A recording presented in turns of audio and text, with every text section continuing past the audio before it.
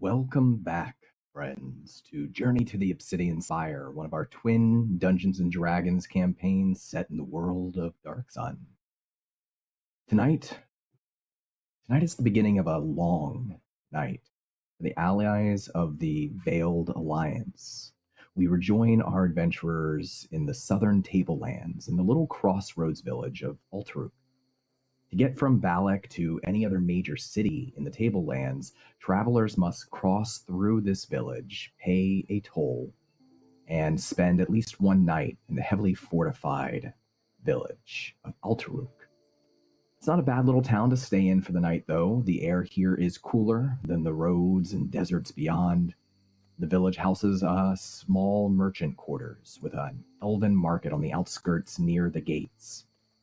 Late into the night, each booth usually stays open, its lanterns creating a warm and welcoming feeling. Tonight, however, the market's lanterns and the arena's torches are snuffed. Business is closed until the morning, and the arena has been repurposed to house our adventurers' large merchant caravan. At the center of town, there is the Council Hall, a large, flat stone building wherein the town's leaders meet and make decisions. As it so happens, the town is meeting at the manor tonight to vote on who will become the new head of House Wavir in Balak. House Wavir is the wealthiest of the merchant houses in all of the world. They control much of the banking industry and much of the trade as well. So while most of our party set out to explore the town and visit the local tavern, we rejoin one of our key players who stayed behind in the markets with their grandfather. Christina, welcome back to Dark Sun. It's nice to be back. Back adjacent, if you will. Back adjacent. So, Akasha, with House Sereno, as you entered into Alteruk, spent several hours unpacking your caravan, and then you and your grandfather and the elvish runners, the guards who watch over your house, traveled to the marketplace and entered a large sort of boarding house where you're going to be staying for the night while everyone else dispersed and went elsewhere in the village. So right now, as we meet Akasha again, you can hear that the guards are in the other room, sort of drinking and talking, one of them singing, and you and your grandfather are in a small but well-attended and stately room that's been specifically prepared for the two of you tonight, with two separate beds and a large chest at the end of each bed for you to store any goods you need for the night, anything you might buy before you leave the village, because Alteruk is, if anything, reliant on caravans purchasing things as they pass through. You can see your grandfather is sort of stripped down to his underrobes and gotten very comfortable. It's been a very hot journey over a few days on the road, and this is the most relaxed he's seen. He's made himself some tea, and he's lit a small candle on the side stand by his bed, and he's sat down next to it with his cup of tea, and he just sort of smiles over at you, and he says, "How are you feeling, my dear?" I'm actually feeling quite well. Do you know what I did today? What did you do today? I sent out for outfits. What sort of outfits? Just a couple of things to make the caravan a little more comfortable, and things to fit my position as the new Caesar. Oh, do you have them already? Are they being specially made for you? Oh, I just gave a basic outline to one of the workers here and sent them out, and my attendants were with her.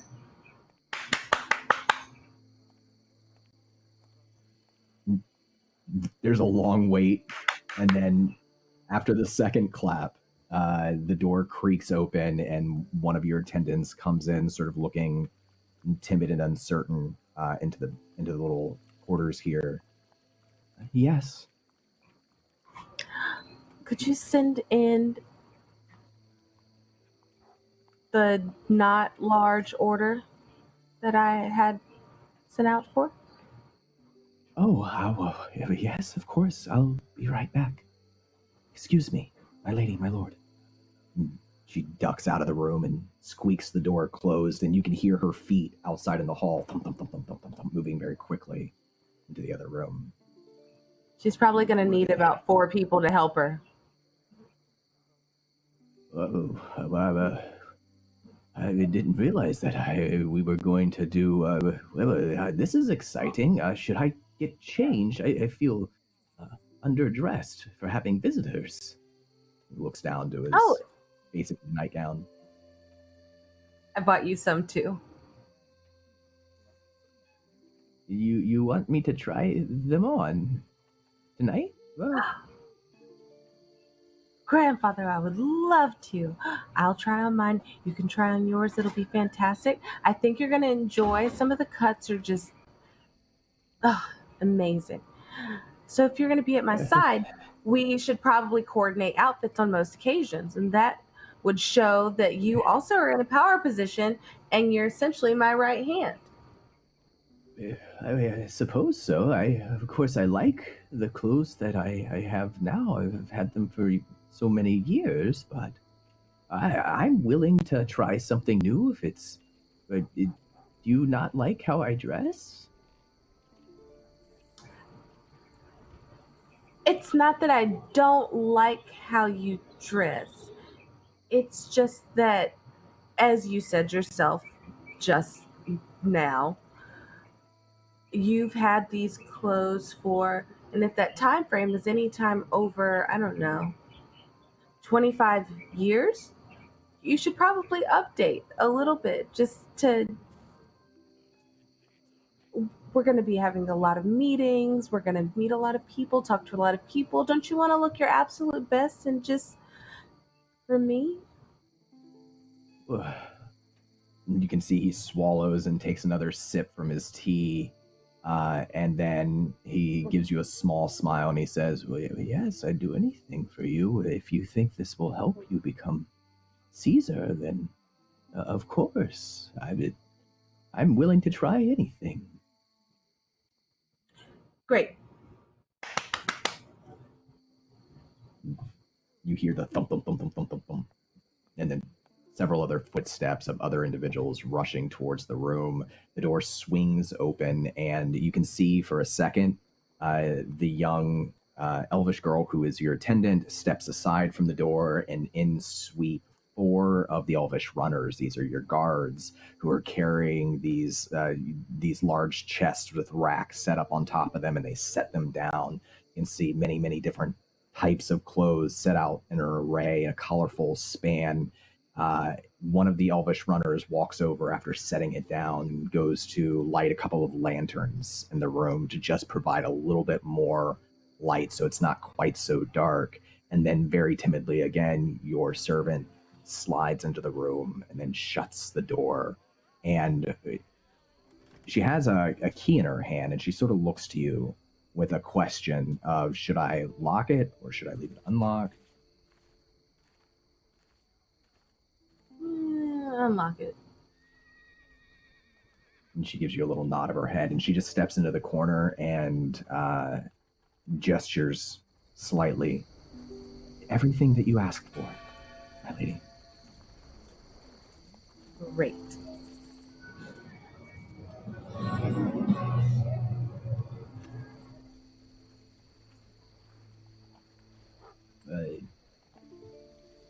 Your grandfather watches you thoughtfully. My dear, are you all right? Is everything okay? Things are always okay. And if they aren't, it all ends eventually. Well, that's morbid, but sure, I suppose. Do you want me to uh, get dressed, or did you have anything you wanted me to start with? I don't care about your clothes. I'm sorry. Maybe I'm just very tired. I'm feeling confused, Pasha.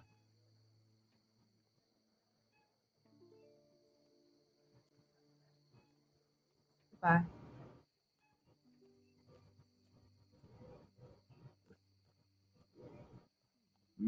Because you had our people bring you all of these clothes that you ordered. You wish to show them to me. Do you not wish that anymore?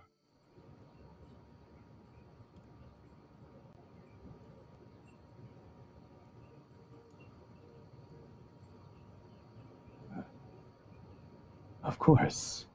But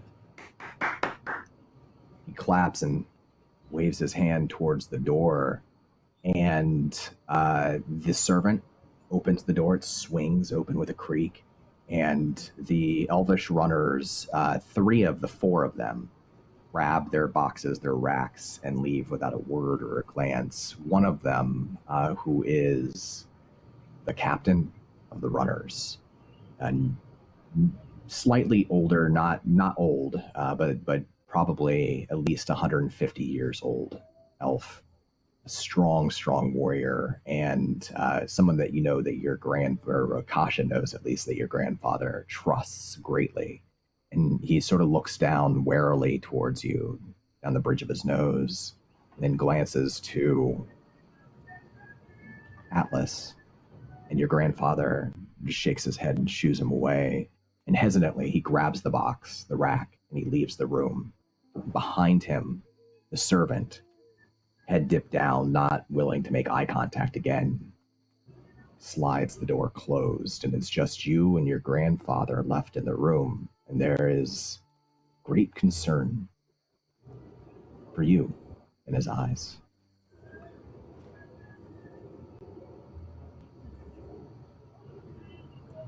You have questions?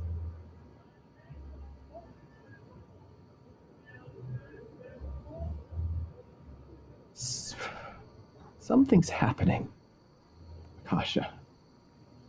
And if I were younger, I feel like I could wrap my mind around it. But it's right on the edge of my understanding. But I'm so tired, and I don't know how to help you as much as I want to. I don't know what's happening to you. Do you know?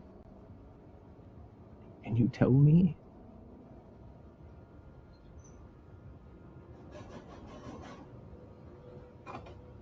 Things are only going to change if you listen to this. I don't know what comes next. Neither do you.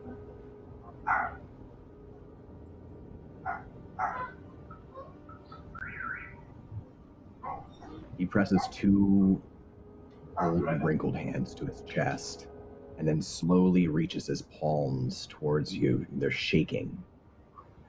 He's scared or nervous, tired, but he reaches his hands towards yours, attempting to take your hands.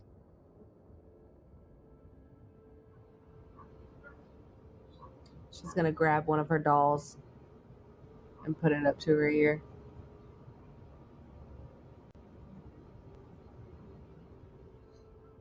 He withdraws his hands and he just watches you. You hear a voice whisper into your ear. It is so unkind of you to worry your grandfather so. What is it that you want, Laguerre? What is it you seek? No one ever lets me play.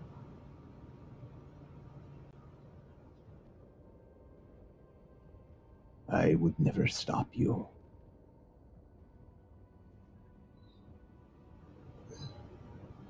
I appreciate it, sir. Thank you so much. Appreciate you.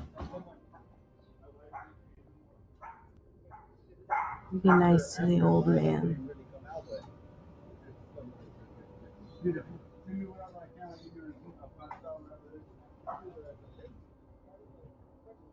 Atlas finally speaks again.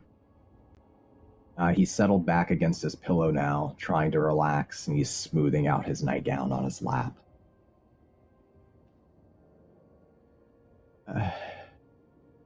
I was going to suggest, dear, perhaps you represent our house tonight up at the manor.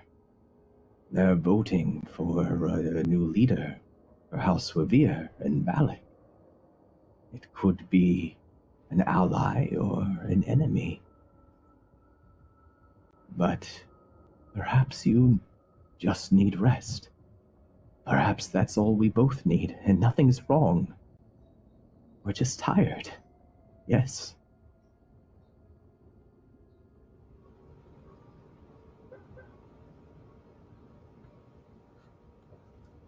Where are the clothes?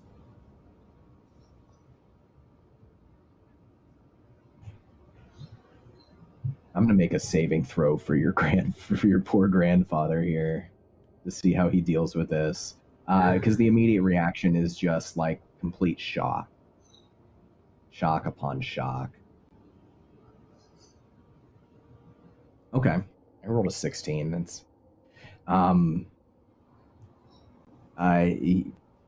there's a long pause and he forces a smile on his face, but it's tight. And there's still that concern in his eyes, and he says, Akasha, you sent them away. You said you didn't want to see them. Would you like to? Absolutely. I just want to get you into something comfortable and nice. And what do you have planned for the evening? Well, I'd hoped to sleep and rest and enjoy the comfort of a real bed while I had one. But I was hoping you would represent us tonight up at the council hall in Alteruk, just up the street. Good thing I'm prepared with those clothes. And she walks off to like get the clothes back. Yes, it's a good thing. And he just watches you go as you open the door. You can see that the guards at the end of the hall and your servant are like whispering as you step out into the hall. They turn and they kind of just look down the hall at you.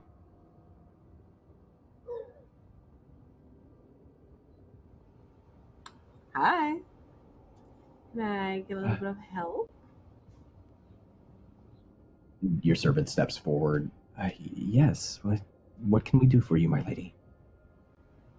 Oh, I was just wondering if you could bring those clothes back down. I'm not sure what happened. That's just, we're gone.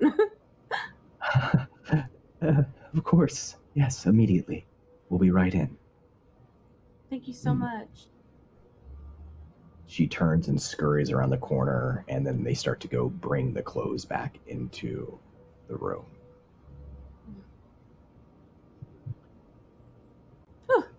Well, I guess I'll pick something out and I will go to meet with the council members. I think I'll do a good job representing the family. I'm prepared. I think I can do this. I know you can, dear. Just try to sway the vote in a way that's good for the house and the city, of course, but don't tax yourself. Make sure you enjoy yourself as well. I will. sort of sits back and sips his tea as you go about picking out your outfit, which we will discover what outfit that is later. In the meantime, let's go now to Marilla. Marilla, just outside of the End of Sea Inn and Tavern.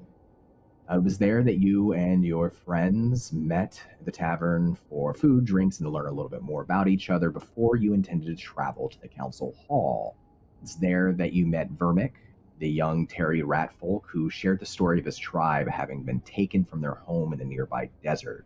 He'd been searching for his people and believed they must have come through Alterook, but couldn't find anybody who would say that they had seen them.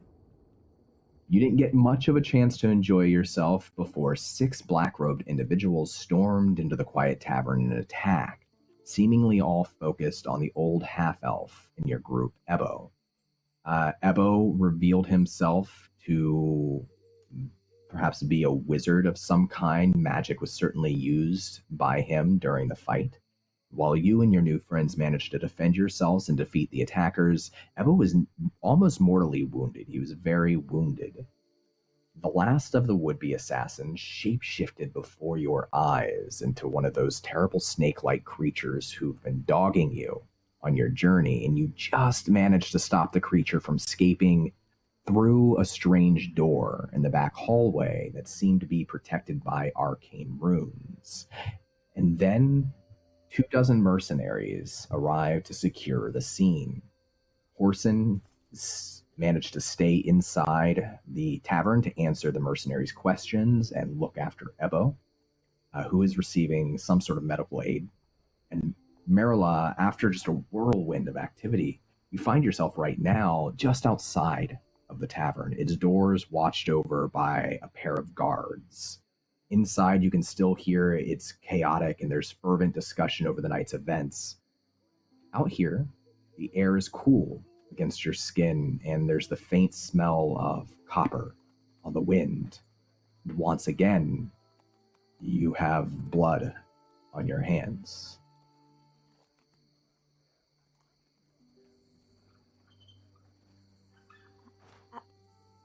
I need to clean up.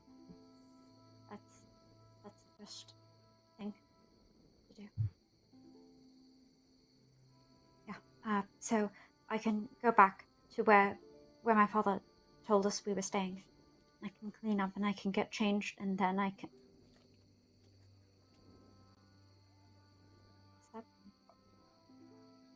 Is that party tonight? It is. In fact, it's actually fairly near the tavern. Just up the street from the tavern, you can see there's a little mound, a sandy mound, and the stone manor is at the top of it. There are a number of people gathered outside, spilling out from the large double doors that lead in, and you can see that there's a glow from the windows, the open windows, and you can see the silhouettes of people moving back and forth across those windows and hear the sounds of some sort of music coming from within as well. It started? It's definitely started. Okay, well, I have to go there. I don't have time to go back. I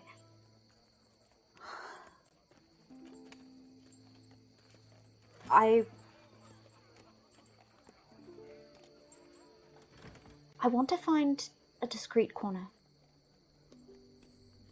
Out of sight. Give me mirror stealth. Yeah, go ahead and roll me stealth. The stars out here are a little brighter than they are in the city of Balak. They're maybe a little bit more like the sort of countryside that you remember growing up in. And the 2 moons are bright tonight as well, but there are still long shadows created by the buildings all around you. 21. Yeah, that'll do it. You were able to find a particularly deep shadow underneath of an awning, a roof, that you're pretty certain, despite all of the activity going on around you, nobody has a good line of sight to you right now. I cast prestidigitation to clean myself up.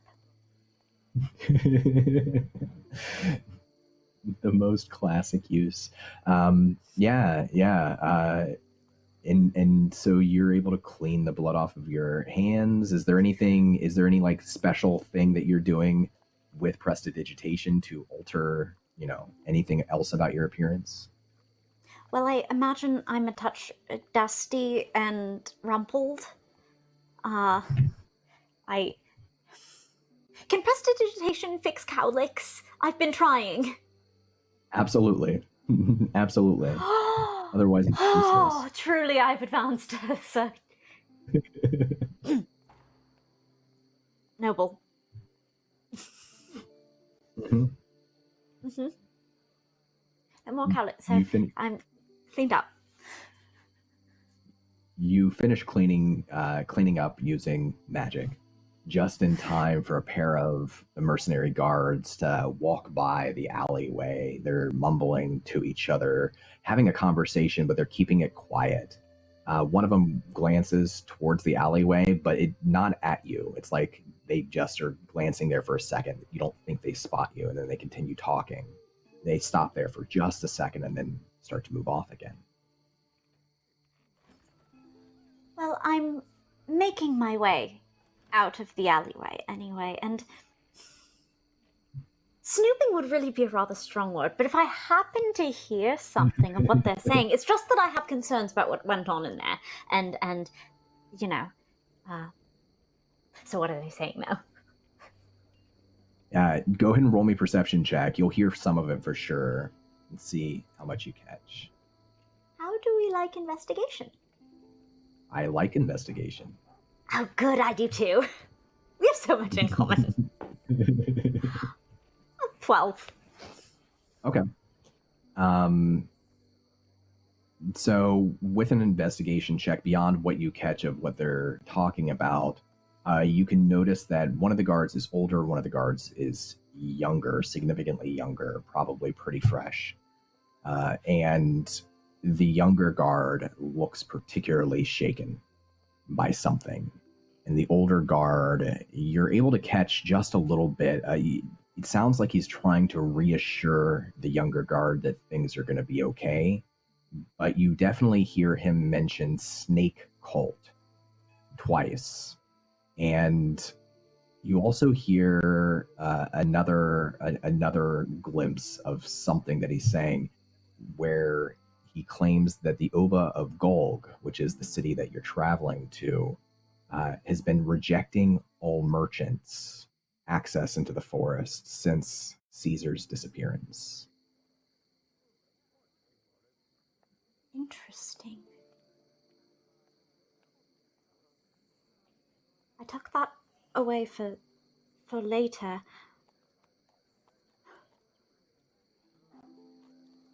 And I freeze just a little bit because I realize that through my arcane efficiency, I now have no obstacles between me and the party.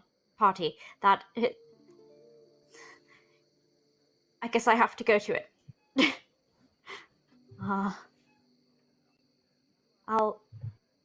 Corey's been flying a bit far away, and I would like them to be nearby.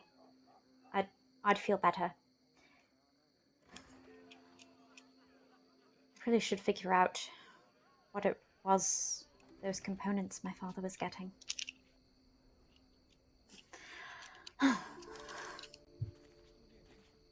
You summon Corey back to you.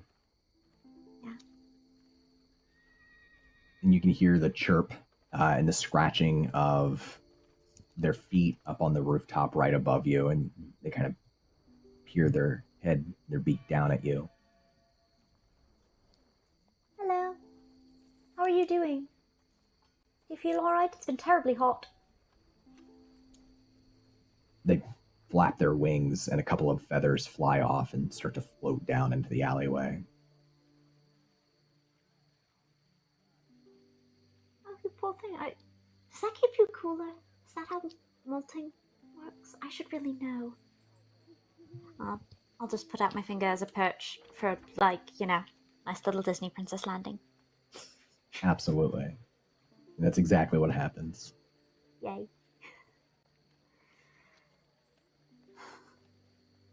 It's good to see you. You're going to this party now alone?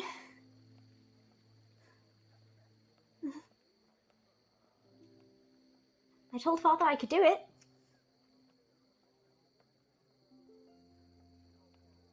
I don't know if I can do it.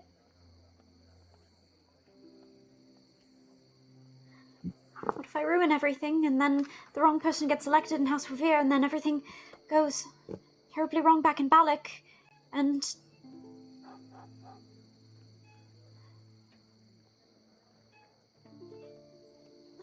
Corey starts stepping, like foot over foot on your finger, lightly, and then flaps their wings again, and then folds them against their body, and just sort of peers up at you, head cocked to the side. I take 2 fingers and just pet over their head. I lean into it a little bit. I feel better.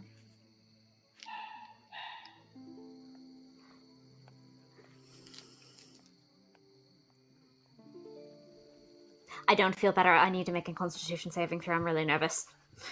Oh no, okay. Oh, and you are suffering from a level of exhaustion, which doesn't affect the saving throw. Oh, right, I am. I'll remember that for my stealth checks and everything. Yeah. Oh, my kingdom for a nap, alas. That was a hot 9. Cool. I'm okay-ish. It's fine now. Might not be fine later. Okay. So I make my way to the party pretty directly from there. On your way up this sort of hill that leads around the street up to the party, you do get a glimpse of a familiar figure standing between 2 buildings on the opposite side of the street, trying to get your attention, waving arms. It's Van, your friend.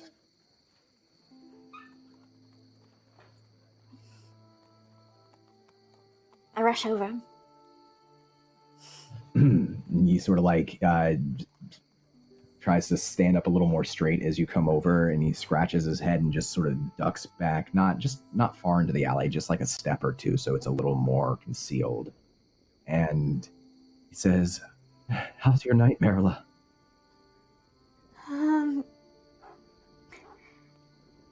Better now.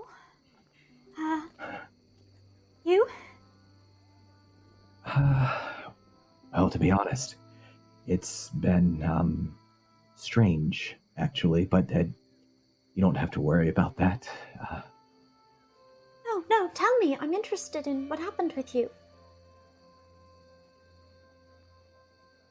I'm not sure what exactly it is your father was doing in the marketplace, but I don't know. I didn't like the look of the people he met with.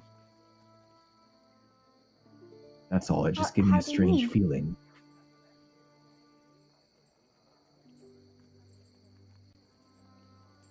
They didn't meet inside of a shop or anything like that. They met in an alleyway. I'm not sure what he purchased, but he made it very clear that I wasn't to follow him, and I might have disobeyed that command a little bit. Fan! I know I shouldn't have. But Well, what did you see? I don't know what he purchased. I don't know what the deal was that he made, but your father's a very severe and intimidating man, Marilla, and I've never seen him look so... I don't know if it was anger or determination, but it was something. It frightened me. I know he can be frightening, but it's okay. He's a good man. I'm sure whatever it was, there's a perfectly reasonable explanation. And I can find out.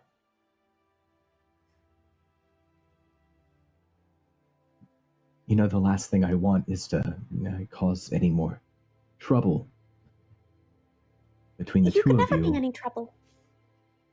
I mean, that was my fault. I shouldn't have.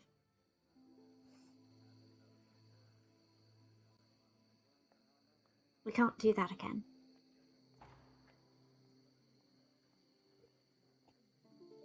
Yeah, of course not. That's, of course not. Of course. Yeah. Good. I'm glad we both agree.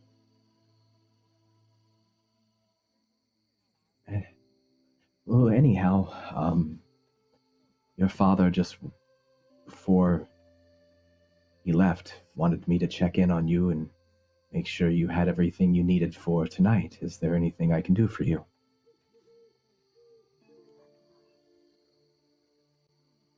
Would you like to...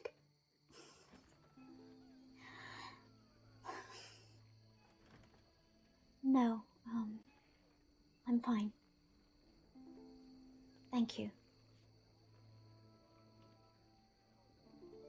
Of course, Merla. Have fun. I'll...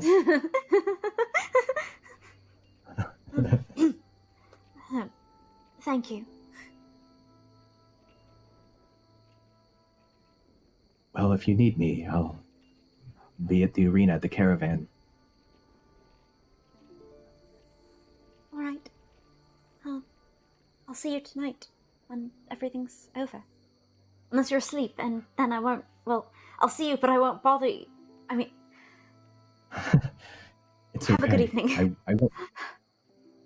You too. You too. Okay. I'll be awake, by the way. I don't think I'll be sleeping anytime soon. Then I will see you, I guess. Good. I'll be looking forward to it. You too. Good evening. Good evening. I better go. Me too. Yeah, okay. Bye.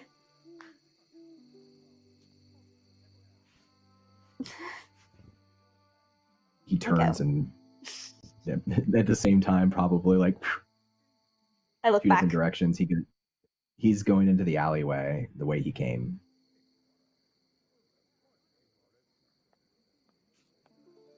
I look until he's out of eye line, and nobody sees that because that would be dorky. Yeah. Yeah.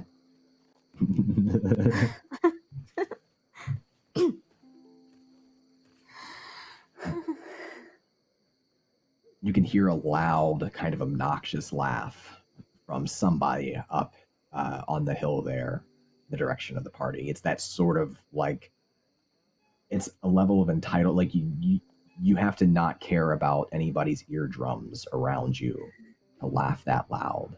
And it goes on for a few long seconds. I could have been killed by a snake cult. I could have been killed by a snake cult and not had to go to a party.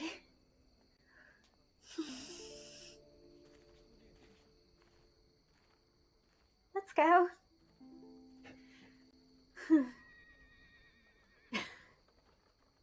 You head up towards the party, and is Corey still like on your finger, or where do you imagine your familiar is right now? Corey is flapping from awning to awning. I think is probably staying within 15 or so feet, pretty nearby, but not directly on my person. Okay.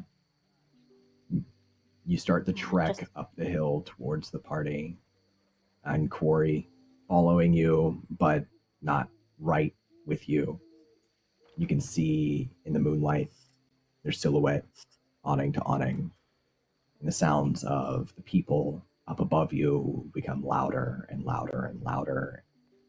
But before you join the party, I want to go to the party and to Dia Della.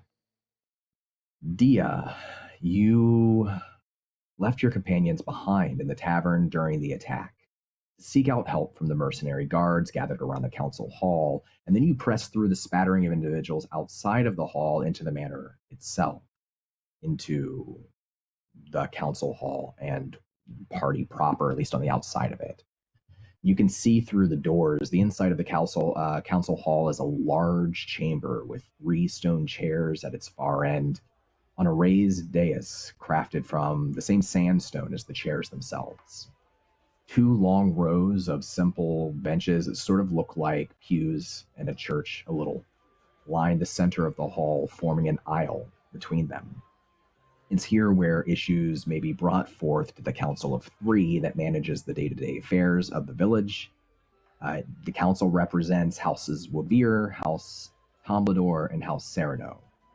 Tonight, the lanterns from the Elven Market, the stalls, and the shops have been taken out of the market and brought to the council to provide extra light. They're hanging from hooks, and they create a very warm, bright atmosphere.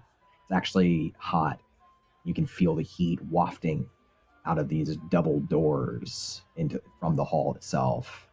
You can see there's tables erected along one wall providing simple foods. There's Innick steak and a variety of cooked weed stews and grilled mushroom caps taken from the nearby mountains.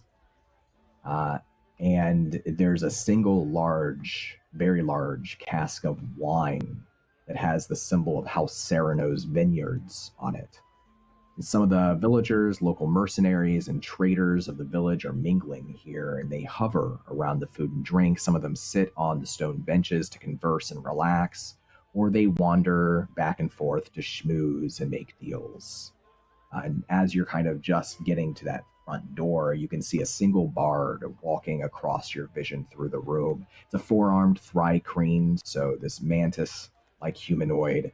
It's keeping an upbeat rhythm by shaking a pair of these bone rattles with 2 of the arms, while his other 2 arms pick away a gently matching tune on a stringed guitar. And at the back of the hall, very end of where you can see is, on this raised dais, you can see that there's a pair of large stone doors that lead deeper into the building. Those doors are shut currently. And that's where we join you. People are moving all around you, in and out. Nobody's seeming to take too much notice of you currently. Well, not that I have abandoned my companions. In fact, I'm rather here on their behalf. I will only divert minorly on my progression through this party in search of someone important whom I can chastise for the state of this hovel. But first I will go via the cask of Cyrano wine and help myself. With an appropriate sniff, of course. You never know what people put in these things. That is true. And there's a bit of a line to get wine from this singular cask. Oh, was there? My bad.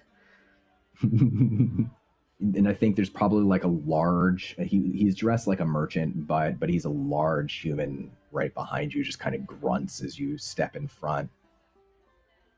Hey, I've been waiting. I'll make sure he pours one for you as well. All right, thanks, I guess. Give me a perception check as you're standing there waiting for your glass of wine. That's a 12. 12. Okay. There are a few people of note here. You see Rakesh Zanibane, who greeted your caravan when it first arrived to Altaruk, who is one of the Council of 3. He is a finely dressed Maul, so he's built like a gladiator, and in fact, his reputation as a famous ex-gladiator from a different city, Tyr. But he's dressed like a fine merchant in colorful robes tonight, and he's got a big smile on his face as he's moving between different individuals. You can see at the ends of these tables 2 smaller tables, and seated at one table behind it is a young male dwarf who was completely bald, just like Rakesh. Moles and dwarves are both hairless.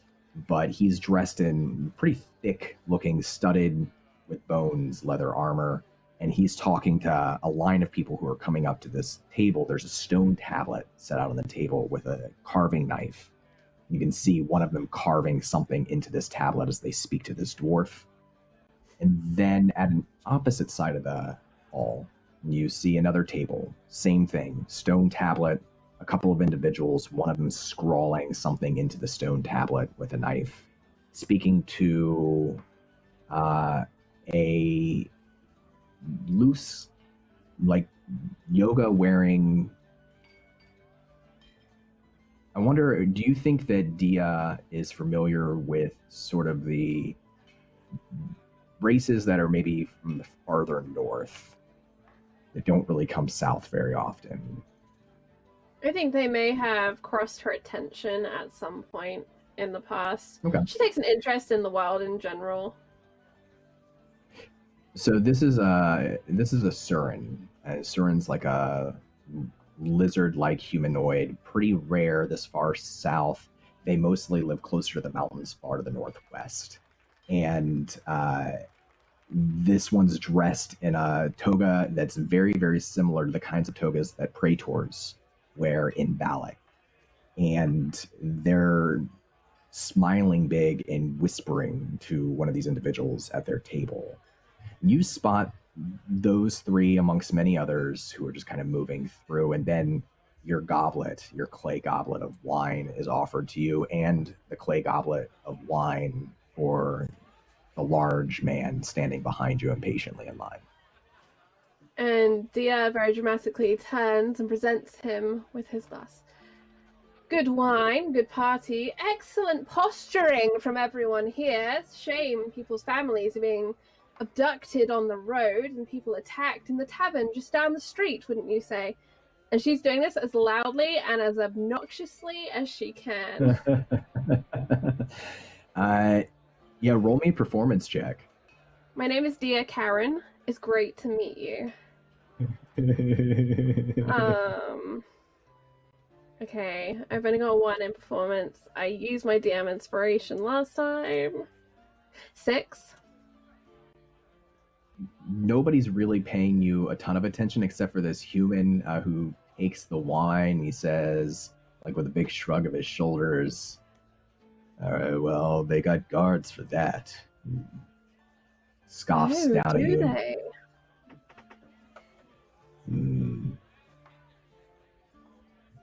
Guards like her. And he points to a massive figure who is now moving towards you with long, lumbering steps. This is a very tall council hall, about 20 feet. This individual is probably over half that height, at least. It is a half giant, dressed in leather armor fitted for her size and a long crimson cape that's kind of fluttering behind her. She's got this long, double braided ponytail that's wrapped around her shoulder, goes all the way down to her waist. And massive, looks like some sort of cudgel, maybe a hammer hanging from her hip. And you can recognize that as she's moving towards you, one of the only individuals who actually overheard your proclamation, or at least paid it much attention, that her armor bears the insignia of House Tomblador. At last, some civilization. Enjoy your wine. Dia pardons herself and is going to weave towards the half-giantess. She stops like at the end of the pews so that she can kind of hold her position, and she allows you to come to her. You notice that all of the schmoozing merchants, all the people who are mingling in this area, kind of break apart when she starts moving. They go elsewhere, and she just kind of holds the hammer that's hanging from her hip and squints down at you as you approach and rumbles out, not loud, but still that booming kind of quality to her voice. Did you need to make a complaint? Several. How fortuitous, you've read my mind. Well, might we step aside? It appears there is a party, and I would hate to dampen the mood. yes, of course. Follow me. And she turns and begins to move towards the back of the hall where those large double doors are. This gets the attention of some people in the room. Rakesh notices it. He gives you a big, toothy smile. Several other individuals notice it as well. But she swings open the door, one of those large double doors, and ducks through it into what looks like another hall on the other side, but more of a hallway, a wide hallway. And she turns and she waits. I think Dia gives Rakesh a tight-lipped smile, but her gaze lingers a little longer, evaluating him, and then her head turns with a snap and she follows this giantess down the hallway. I imagine there might be a small flourish of scarf thrown over shoulder. Of she course. passes the merchant too close. There are those who watch you, but the closer you get to the door, once they realize that you're not being arrested or it doesn't look like anything particularly juicy is happening, they turn their attention back to the party as a new song begins, and that door closes behind you as the half giant puts a hand to it over your head and slowly pushes it, not entirely closed, but just open to a crack. And she steps back and leans against the wall, kicking up a foot that's as high as your head to sort of comfortably lean against it. And she says, "I'm Captain Rohana Wayne. I'm one of the Council of Three here, and I take complaints very seriously." I am very glad to hear that, for I have a very serious complaint to make. What the hell is going on here? Well, we are having a vote tonight in the grand tradition of Alteru. House Swavir is to choose a new leader in Valak, and that decision is made here. But I suppose that is not what you are asking about. No, it rather isn't. Although laughable and entertaining as that news is, we will put a pin in it and go to my actual complaint. On the way here, we encountered a giant in the road who had told us his entire group had been taken from him with little hope of return. We arrive here in Alteruk. She looks around, rolls her eyes, wrinkles her nose, to sit in the tavern and take stock. And whilst there was some wretched and poor creature at the bar in unfit state, and one of our party was attacked. And here you all are, having a rather nice party just up the street, ignorant to it all. What use is a council of 1, 2, or 3 if such things are occurring?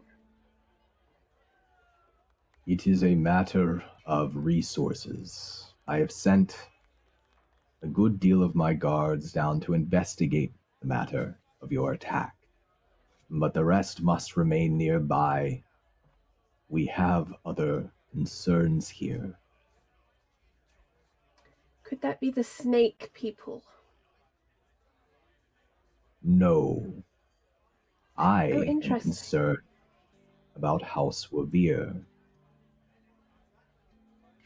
Its existence or the politics? The captain stretches out a hand and pushes the door closed entirely with a click, and then looks down the hall to her left, and then doesn't quite look back at you, just off to your side. I know that you and your friends are on important business, so I will tell you this in confidence. There has been an attempt made on the life of High Praetor Praxis of House Tomblador by House Wavir. This happened to the southeast, in a little town called Last Port. We have received word here, and while I am assured that the High Praetor has survived, we are concerned about what exactly House Wavir is planning. So, you understand why I wish to keep my guards so close to the manor here, as many of them as possible. Whom is winning? My concern is that Skylar Boldheart, the Surin, is going to win. They're a free thinker. They want to change things. It would be much better for the peace of Balak and the relationship between House Wavir and House Tomblador if their opponent won, Yero Var. He is the younger brother of the previous leader of House Wavir, and he is much more friendly and predictable towards other houses. Balak does tend to enjoy stability and familiarity. This Skylar is a no one. How are they winning? Free thinking is free. It's cheap. They believe that their tax plan and their interest plan will be more popular, and perhaps they are right. They are suggesting to increase the taxes on the great houses and to reduce the taxes on small businesses and individuals, even letting those travel through Ultaruk for free without paying a toll. It's a cheap trick. They won't keep their promise, I'm sure, once they win. Even if they did and could, then what? Have they said? Taxation is interesting only if you can show where you're directing the money to. They wish to increase the navy and military of House Wavir. Two things that are generally allocated to House Tomblador. The art of war is something I am not specialized in. I am an artist. I apologize, I have not introduced myself. My name is Diadella. I am an assistant to House Jarko. Diadella. Well, I hope that my sharing this information with you will make you feel less concerned about our activities here, and perhaps, if you think it proper, you can share that with your traveling companions. I am at your service, of course. If you believe that my attention is in the wrong place, you merely need to say so. Well, you've certainly highlighted that there is quite the distraction here tonight, but at least it is only for tonight. Perhaps, however, it would be a comfort to the great houses of Balak that do travel in this caravan if you were to take some attention to the tavern, even briefly. I can do so, of course, and if you wish, I can assign more of my guards to watch after your caravan. It is a very interesting caravan. Since you've been so open with the politics here, I shall be open with our politics. This is a caravan that bears some of the last hopes of many of the great houses of Balak, and as such is a fragile thing. There's a giggling sound from a nearby room, and a door opens up, and two young individuals, hands together, one of them pulling the other out and laughing, sort of tumble drunkenly into the hall. They stop and they turn and they look down towards the two of you and continue to giggle. And Captain Rohana sort of turns her shoulder towards them and looks down directly at you, but speaks a little bit louder over her shoulder and says, "Of course, we serve the will of all of the merchant houses here in Ultaruk, and it is an honor to do so. House Tomblador only wishes to protect and keep law and order. So, if you or the others need anything at all, have one of your lords contact me directly. I'm happy to serve." Dia looks thoughtful for a moment. Don, what was the name of the head guard for, I think it's House Draco, the mantis dude, who Dia totally didn't intimidate but got the message anyway? Yeah, Untak, the right Untak, hand, that's the one. sort of the bodyguard of Taruk.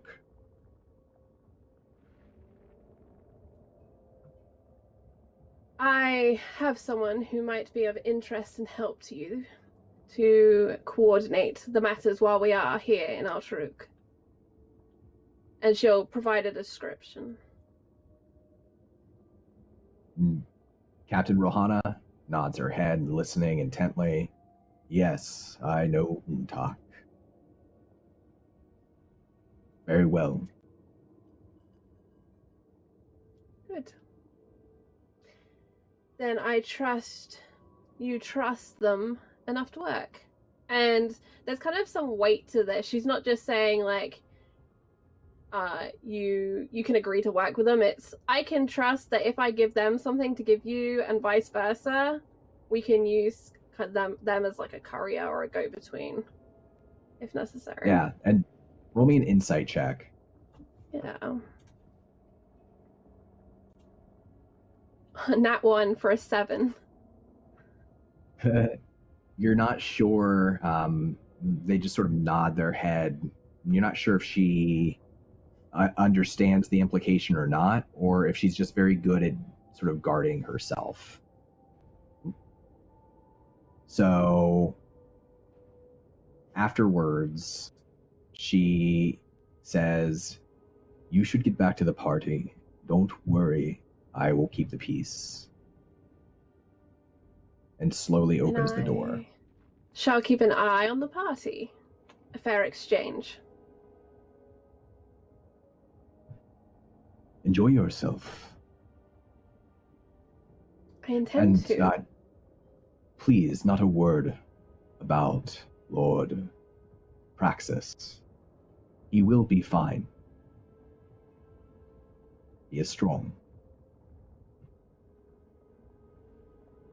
He comes from a strong house, I am certain. He will be fine. She opens up the door. The two sort of lovers in the hallway they're still there, but they're talking to each other, not really paying the two of you much attention. And Captain Rohana has purposefully moved her body to block view of the door and of you and them. Dia will turn and take the opportunity to slip out through the door and into the party. Unless there was something else. there's just a big shake. And then the creaking of the door as Captain Rohana steps out behind you and shuts it. Loud thunk. As you rejoin the party, let's bring everyone together. And because it's a party, I would love for us to introduce how our characters are dressed and appear at this moment. And I want to say, because Akasha didn't get involved with an assassination attempt in a big fight like everyone else, that maybe Akasha arrives a few moments like just ahead of Marilla, but Marilla, like you're coming up like right on her heels, so you're all going to kind of arrive at the same time as Dia steps back out into the main hall. So Akasha, how do you arrive to this manor? In the party itself, a fairly casual event. Certainly nothing as grandiose as the last party you went to. So I've decided to go business casual. And by business casual, I mean a really nice dress. So I am wearing a white off the shoulder drapey dress with very drapey sleeves. Everything is extremely flowy and layered, but I'm also wearing a cincher at the waist because it's cute and stylish. And she has pulled her hair up, it's down about her face. She looks amazing. Let's not kid ourselves. She put a lot of work into this. To look like she didn't try, she put a lot of work in. And so she's going to come in all business, but cute. Do you bring any of your guards or anyone with you, or you're coming to make a statement by yourself? I'm going to attempt to do this by myself. My grandfather's tired, and I'm going to go and represent the family. Okay. And I'm a big girl. I step- can handle it. I'll bring one attendant. Okay. Do you bring like one of the actual guards, or do you bring your sort of like personal attendant? Personal attendant. And she's compared to what she was wearing before, she's cleaned up as well, but certainly nothing compared to what you're wearing. And she definitely looks nervous and anxious as she's sort of shadowing you over your shoulder, trying to keep up, dodging merchants who are just kind of bumbling back and forth. She's fairly small, but she's doing her best to keep up with you as you sweep into this grandiose hall. And like I described it before, there's these two rows, they're almost like church pews of sandstone.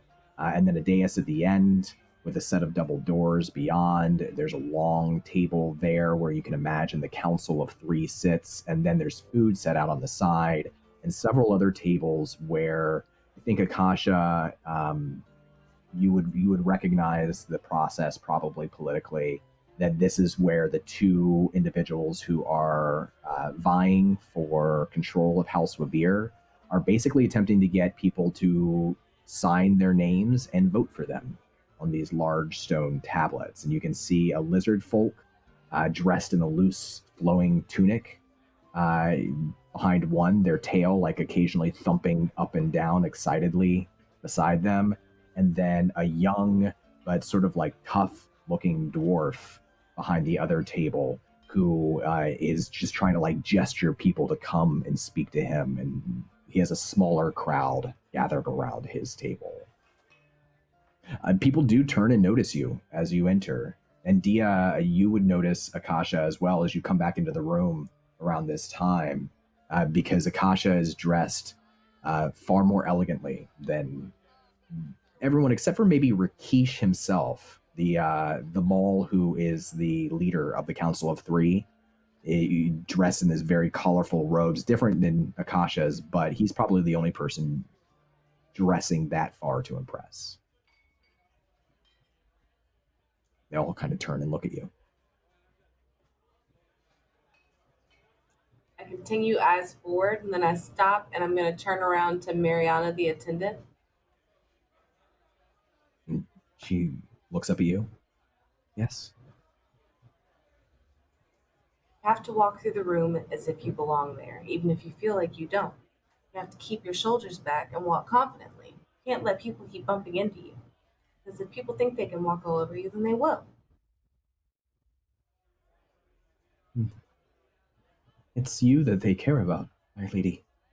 Not me. They don't even see me.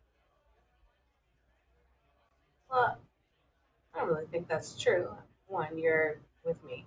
And you're extremely attractive. Look at you. You just have to pull it together. People will care if you make them care. Everyone's important. Thank you, my lady. I'll do my very best. And you can tell that she's trying. She still looks nervous. Your hands are kind of wringing in front of her. All right. Let's move because I see 3 treats on that table that are calling to me. And if I don't eat, I can't do politics. Of course, I'll prepare a plate. She nods and moves forward into the room to kind of make way for you towards the dinner table where there's steaks and fruits and breads and wine and all the good stuff that is standard to the Balak region. As you're approaching the table, let's say that's when Marilla arrives just a few moments later. And how does Marilla arrive and what do they look like? They are wearing the colors of their house, their robes, so bronze and indigo. I think the sigil is probably embroidered through the back of the toga over their shoulder. It is. This is one of the ones that's just a touch too long. At some point, we will alter it. It's just that I keep not asking. And Marilla looks. Well, if bombs had already been invented, Marilla looks like one just went off. They're sort of floating in a bit of shock, like, this is happening, and they're just putting one foot in front of another, and it will hit them that they are here, and they have to talk to people that they don't know in about 5, 4, 3.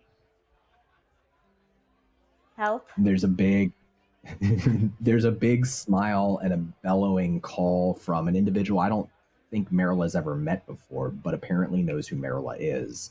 It is Rakesh Zodnibane, one of the leaders of the Council of Three, this big mall that used to be a gladiator. He's like sweeping through the pews, and you can hear him call out, "Ah, there they are. Marilla, Lady Akasha, even Dia Della.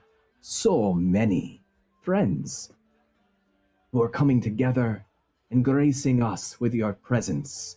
Everyone, please stop what you are doing. The vote will continue momentarily, but let us all give our thanks to the great merchant houses of Balak who are coming here, spending your money, spending your time, and taking part in our democratic process.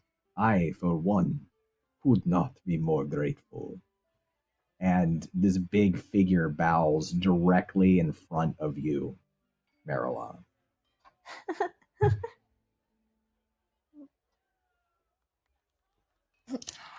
It is our honor to be in this fine city. That's all they've got.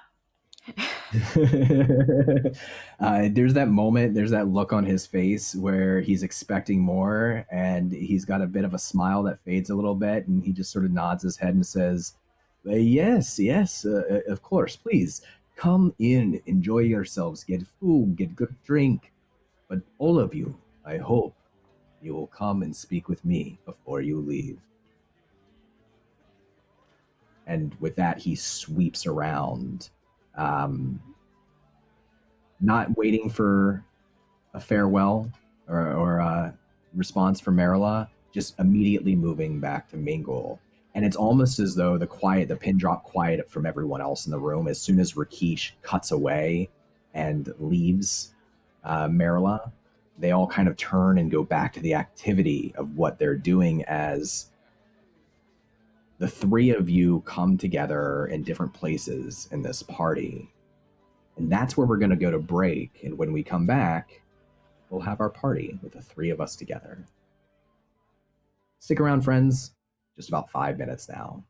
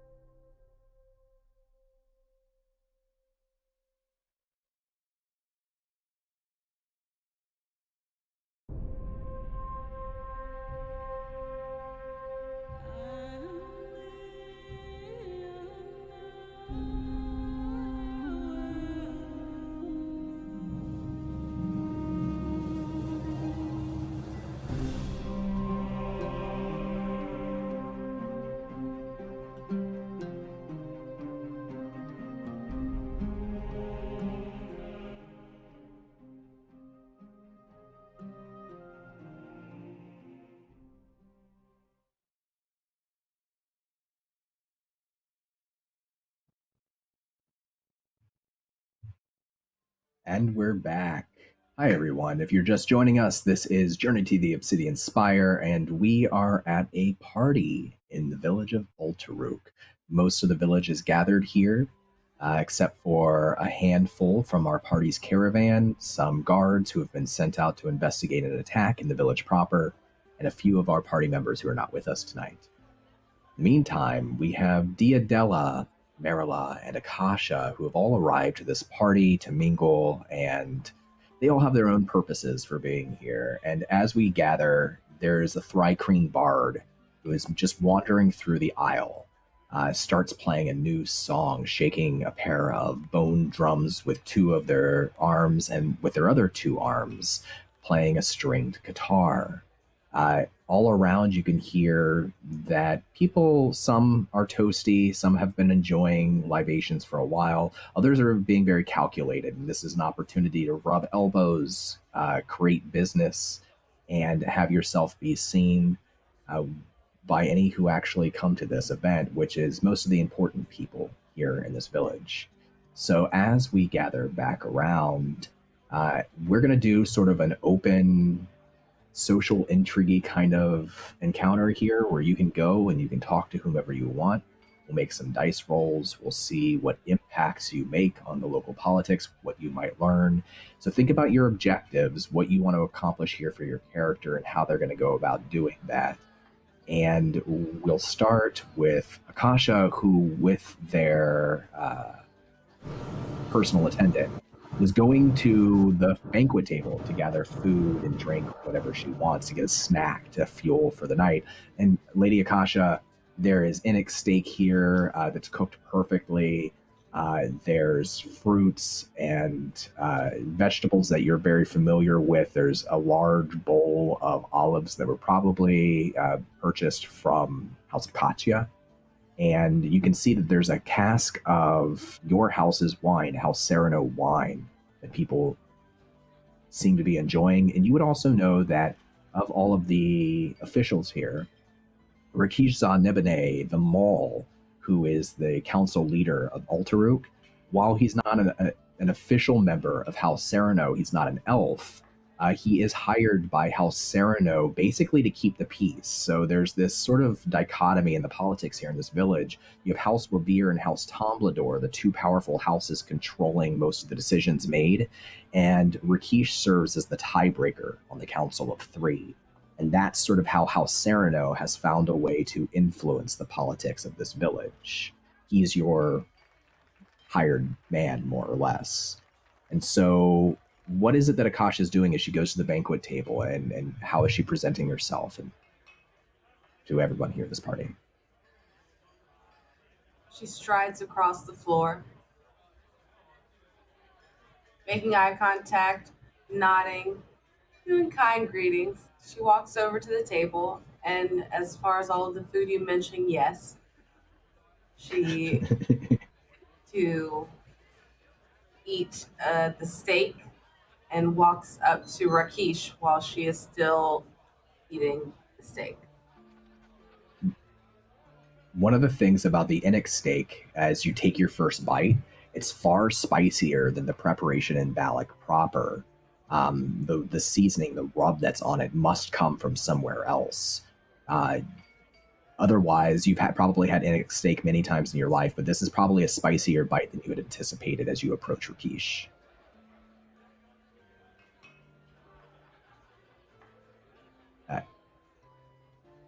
My Lady Akasha, welcome. Are you all right? Is everything all... Can I get you something, my lady? Yes, of course. He claps his hands, and a servant, an older man, comes over, and he waves his hands towards a decanter of water. The servant pours a large cup of water and brings it over to you. Yeah.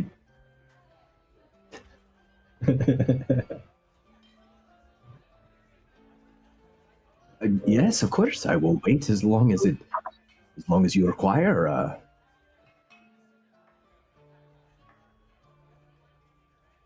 Oh, have you tried that? Yes, the Inex, it is prepared. I understand. Yes, this is prepared in the tier fashion. It is a little spicy for some, perhaps if you're not expecting it, but I personally have eaten it this way. Are you all right? Claps his hands again. Servant goes to get more water for you. I apologize.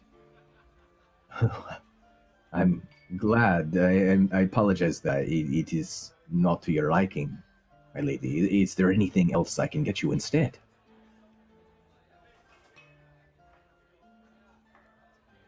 You can tell me how your week has been.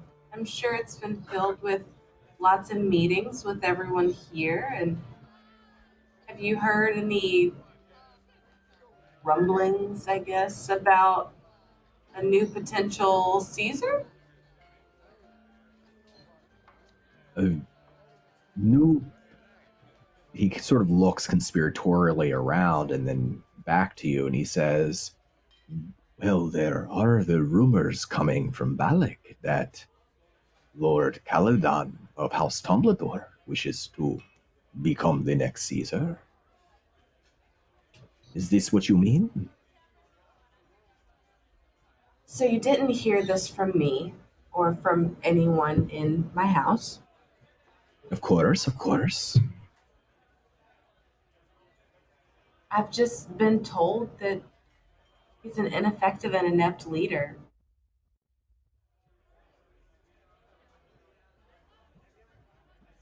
Roll me a persuasion check.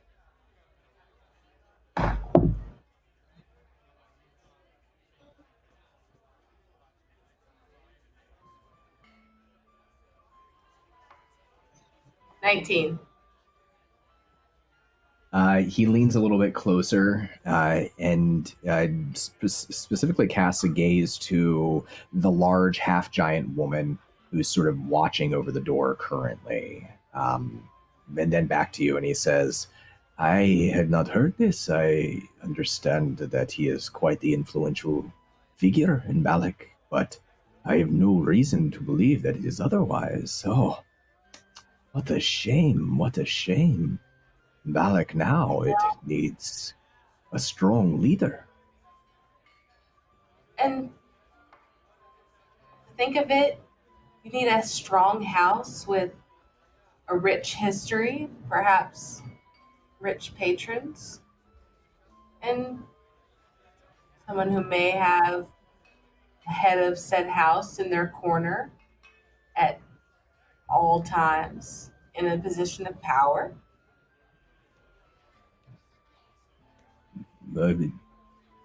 He's struggling for a second to understand, then he gets it, and he closes his eyes and nods and smiles, and he says, yes, of course, but do you not believe that the House Templador Navy that is out on the sea will not find Caesar? I hear they are searching and optimistic. I heard the opposite of that.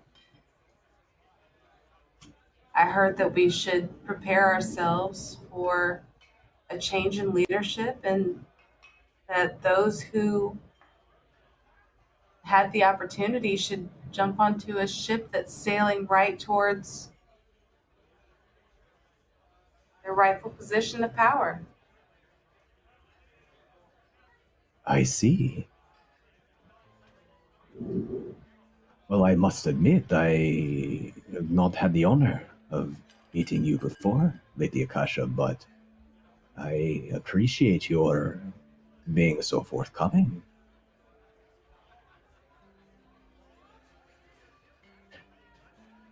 Roll me a deception check. Because this is partially true, but maybe not entirely. Natural one. Roll me an insight check.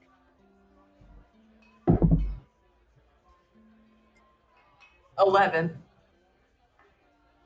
He seems to take what you're saying at face value.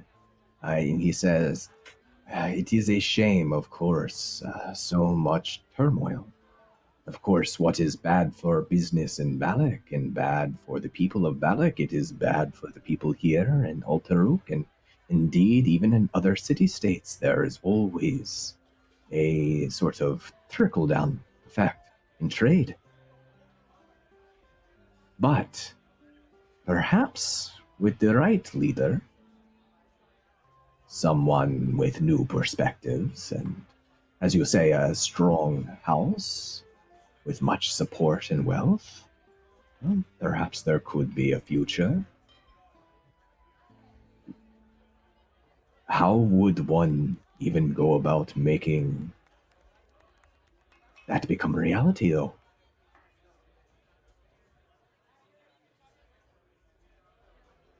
Oh, shit tits, I thought it would get better the next time. He snorts and clears his throat and sort of looks around, but he retains a smile.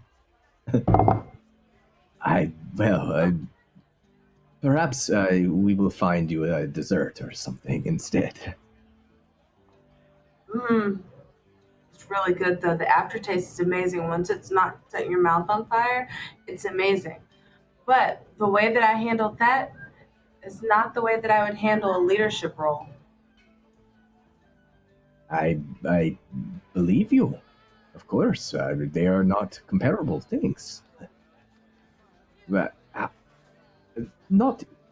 would one go about becoming Caesar? I think about this and I wonder, how would that even be possible without a terrible war? I guess I can show you better than I can tell you. Well, my lady, as always, I am grateful to serve House Sereno. And I hope that together we can make Ultaruk and the surrounding villages prosperous and safe. I'm happy to do whatever I can to help you. Thank you. My grandfather will be very pleased to hear it. Tell me, do you intend to cast your support for one of our two representatives from House Wavir? After all, one of them will rise to power. They could be an ally, they could be an enemy. I'm sure I could make place in my court.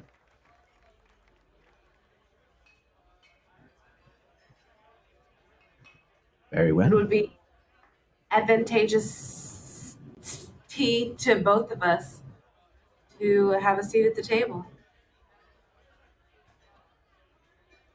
I have lived a long time, and I have lived in every single city in the Tablelands.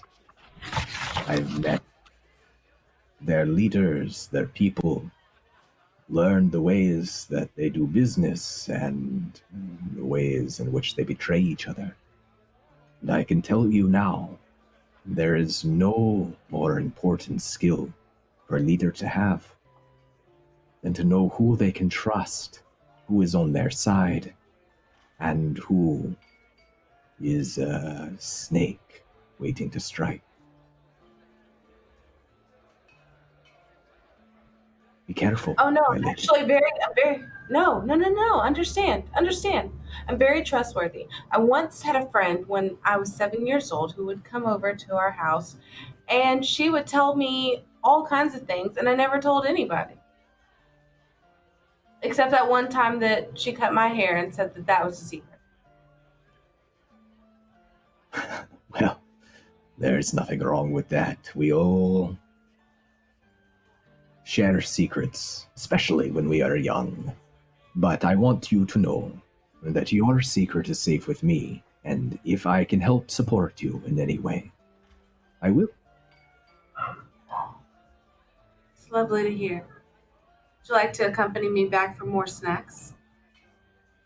Yes, of course. I can point out the ones that are less spicy. What a great skill to have. Well, as I said, I am well traveled. I've eaten many different kinds of food. Here, let me show you. And he begins to walk back towards the banquet table. And I think your servant is just sort of standing over your shoulder, listening intently the entire time, not making eye contact, but trying to keep her shoulder back, like trying to keep good posture, her shoulder back, her arms folded in front of her stomach. And she starts to move too with the others. Marilla. Once Rakesh walks away and the party begins to pick up again, and that intense attention that is paid to you temporarily begins to break away to other side conversations, what happens next for Marilla? Where do they go? Out of limelight. Good. Great. Good. Glass. Wine. Wall. Flower.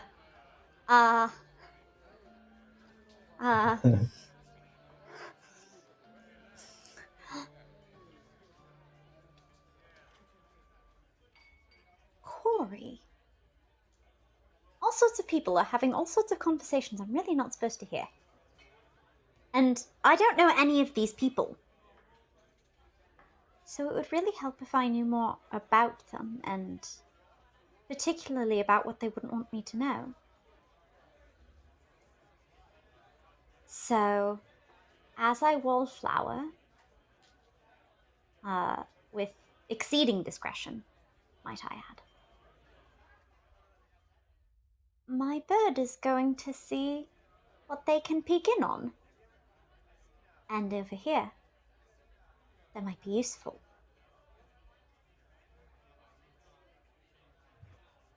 How do you imagine? So roll me a stealth check, just a casual stealth check. How do you imagine it looks? Casual 25. Just a casual 25. How do you imagine it looks to others? If anyone were to notice that Marilla is currently viewing the world through the senses of Corey, do they physically change? Is there anything noticeable that way? They seem to be zoning out a little bit. So I think Marilla has gone to one of those sort of indoors-ish, outdoors-ish kind of places, like right on the threshold of a balcony or something, so that it looks more like gazing out into the town than that they're zoning out and looking through the eyes of a familiar. Effectively not interesting and not someone anyone cares about talking to and not important. It is a stealth of perception filter rather than a stealth of being hidden. Absolutely. Yeah, you're just sort of blending in and not drawing attention to yourself very successfully as you move into the senses and the eyes of your bird, a Corey who's like been flapping around and maybe comes to flutter down on one of the many windows. These are open windows, so there's no glass. There's curtains that have been opened up. Usually they would be drawn tightly to keep sand and silt from blowing into the hall as much as possible, but now they're just open.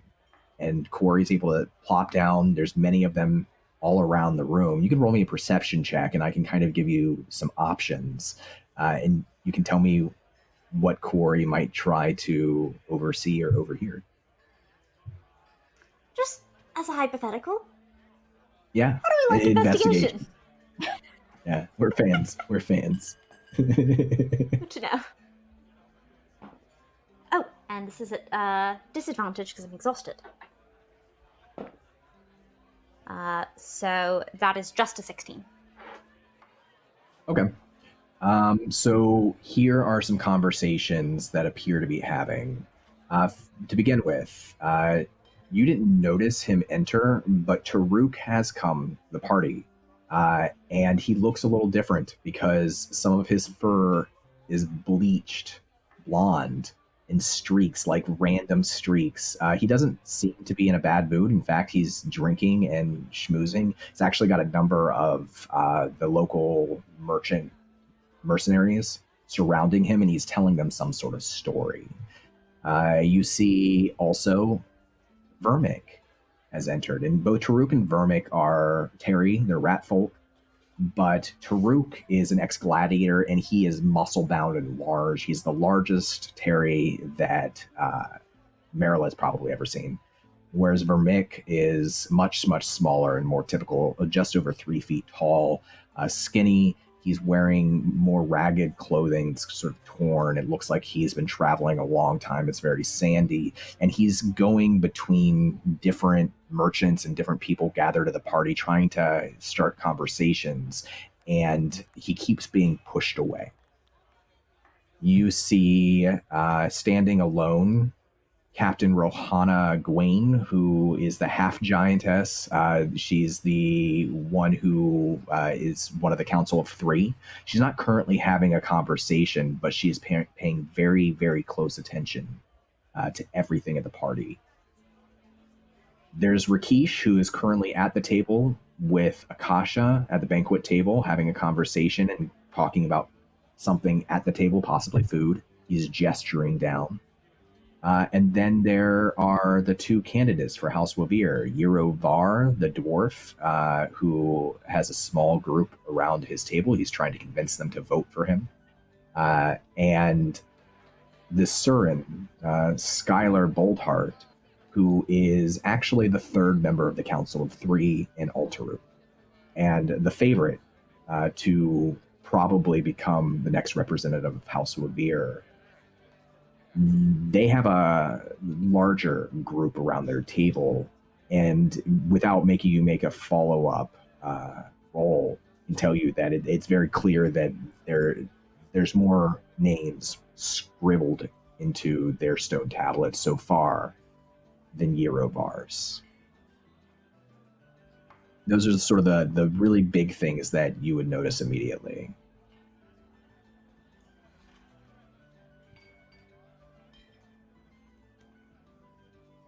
By the candidates, are there any factotums in their respective colors? Like, where are the campaign managers talking? So what's interesting is that the mercenaries who guard Ultaruk, they're largely operated and run by House Tomblador. House Tomblador funds the mercenaries. They probably get some sort of deal with House Wavir on the price, but they're generally loyal to House Tomblador. And there are a number of, you're not sure if they're captains or some sort of higher ranking member in the local guard. There's a number of them who are surrounding Yerovar and speaking directly to some of the people who are sort of lingering around. They look like maybe they're supporters, whereas Skylar Boldheart, the Surin, the lizard folk, she doesn't appear to have anyone speaking for her, but she is very energetically engaging people directly. I'll move up to the mercenaries by Yerovar.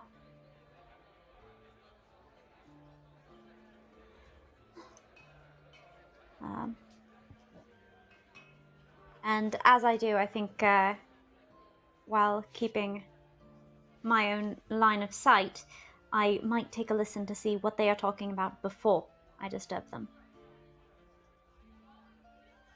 And are you moving as Marilla, or are you moving as Quarry, or as bird ahead, half elf behind. Perfect. Roll me a perception check as Quarry to see what you can discern, what you can hear. Perception check. Oh, cool! 19 on the dice. Nice. There's a couple of conversations going on, so I'm going to give you. Let's roll a couple of rumors here. A couple of briefings.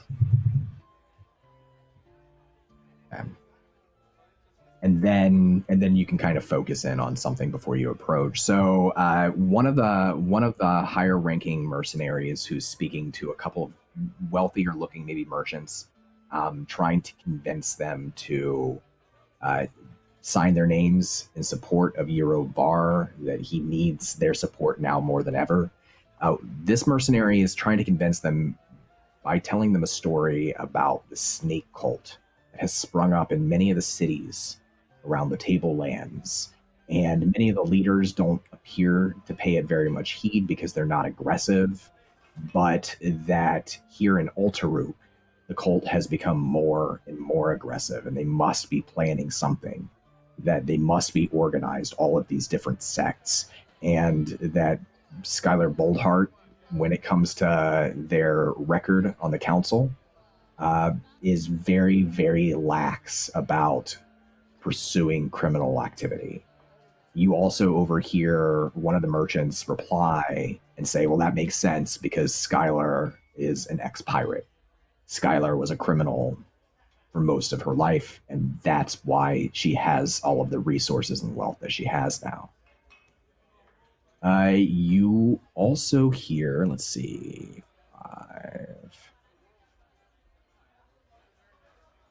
Okay. You also hear that the House Tomblador Navy, part of the House Tomblador Navy, has broken off away from the main force that's out looking for Caesar. That they're sailing up and down what's called the estuary of the Forked Tongue. So this is sort of the channel that leads out to the larger Silt Sea. And Ultaruk is actually at the very end of it.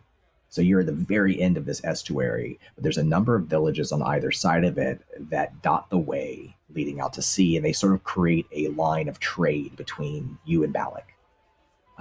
So the House Tomblador Navy has been sailing up and down the estuary, forcing themselves into some of the villages in an aggressive attempt to hunt down the snake cultists, which have started in the cities, but now they're springing up in smaller villages as well. And also try to find out if anybody has any information on Caesar. But their tactics have been particularly aggressive in this hunt.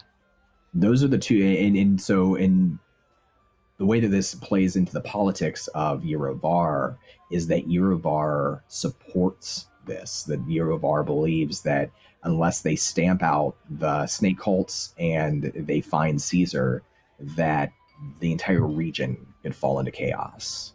And so if you support House Tomblador, then you should support Eurovar because he's going to strengthen the connection between House Wavir and House Tomblador. Those are sort of the arguments that you hear, and you see that the number of these merchants are swayed by these guards. And they go and they take the carving knife and they begin to scrawl their names onto the stone tablet. That's what you see before Marilla arrives.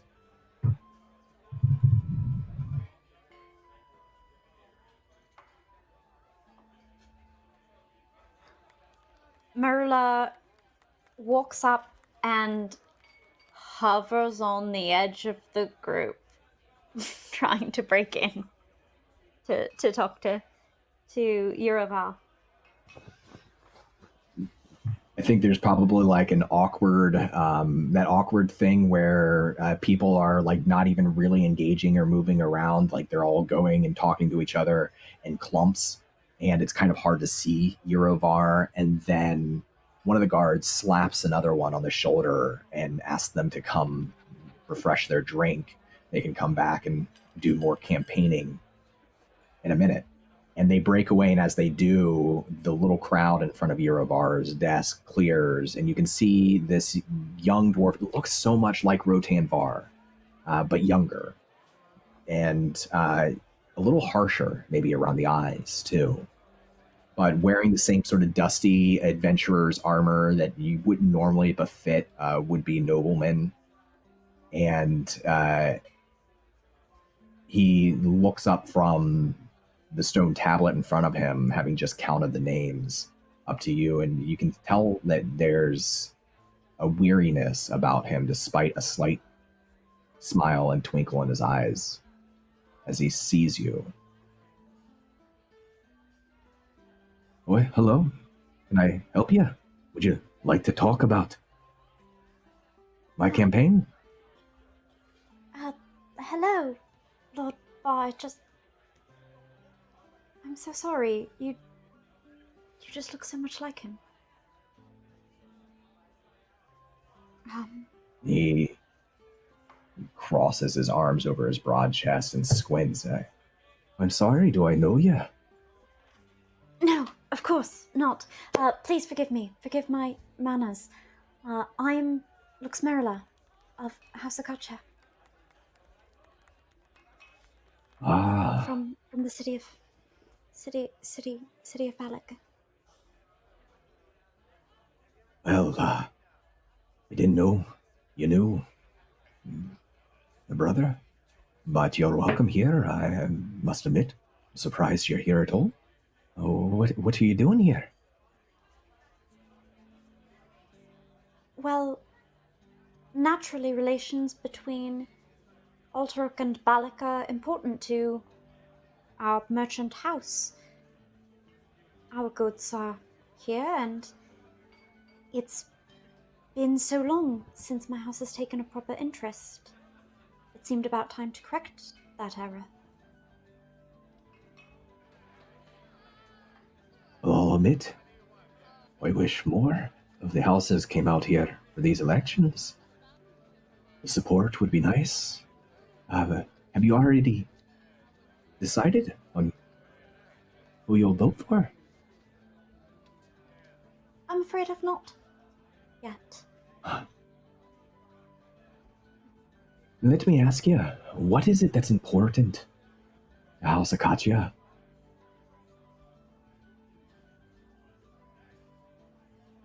Stability in Balak, naturally, and extending out our influence. It's been so long since we've had proper trade outside of Balak. I should like to see that change, and for our house to have influence commensurate with its age and stature.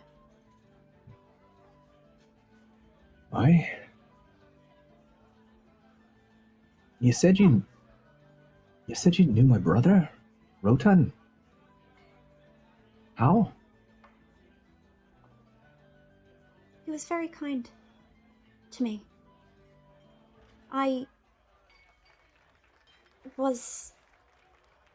He was one of the first people I met in Balak society.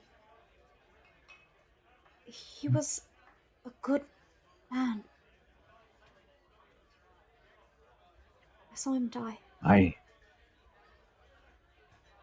You see his eyes go wide, and he settles back a little bit further in his seat and slumps, and that tired expression grows. If he looked weary before, he looks more weary now.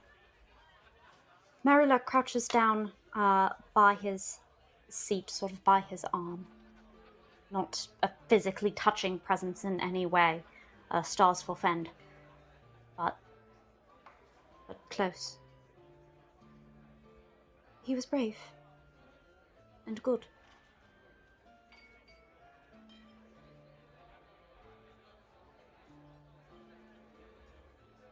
Our house will miss him.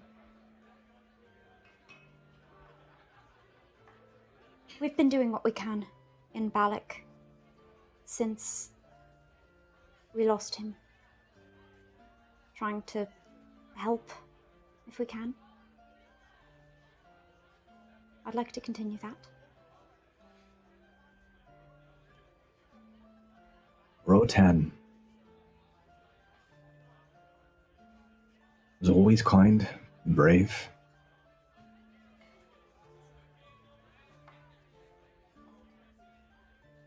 Never very forward-thinking, though. And when it comes to your house, Akacha, the other houses, I do believe I have a solution. Might help you. If I'm elected, I intend to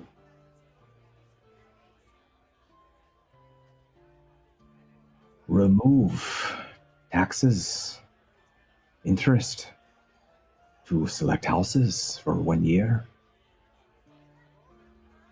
Give them the opportunity to grow, to survive everything that's happening right now. I understand times can be tough. Indeed, they are, and it could only help the whole region if we are able to freely trade.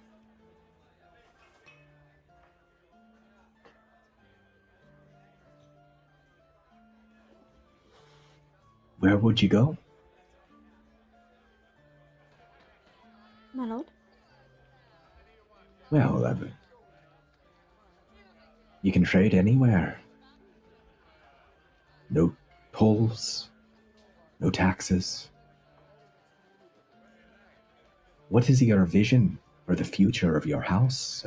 Certainly one day, it will be your vision that matters. House Socotia is small now, but it will not always be.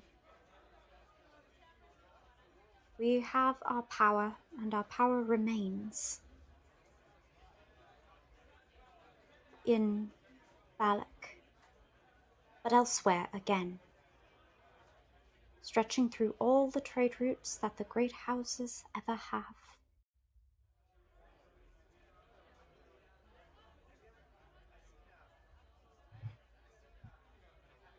That's ambitious. I like it. I am certain that if I were to win, your house, other houses, that they would prosper. If my opponent wins, it will be House Wavir that prospers, and I believe there's enough riches in the world left to go around for all of the houses.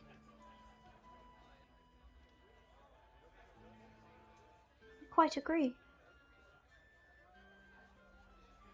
Tell me, this Council of Three, are there advisory positions? If our house is to Officially? grow beyond power, surely we should have more presence so that we can coordinate.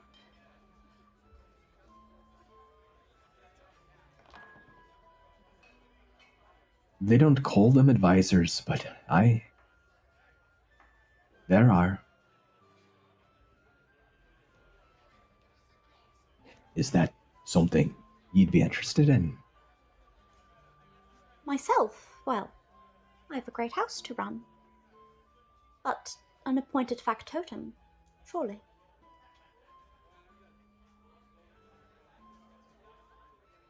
And what sort of Not that person? I know. I don't know the particulars of people here in Alterbrook. I'm sure you and your house could have some useful input. I think there are many opportunities for collaboration.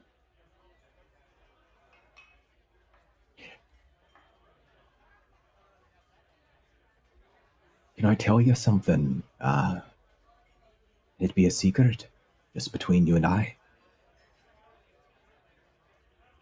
We've only just met. Secrets already. Well, if you want to make allies, you have to be honest, aye?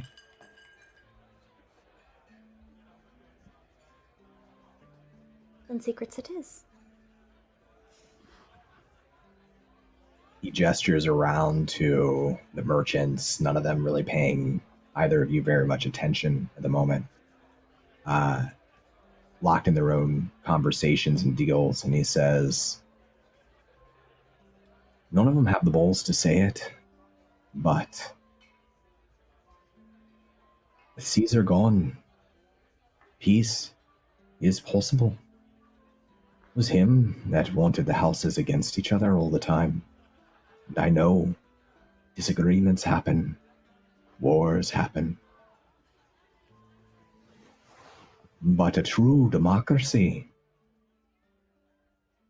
it requires real representation of the people. That wasn't possible before, but it is now.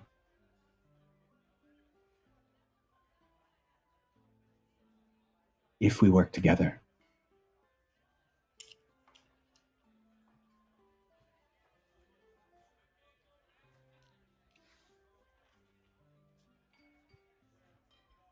It does appear that you're a touch behind in these signatures. I'm certain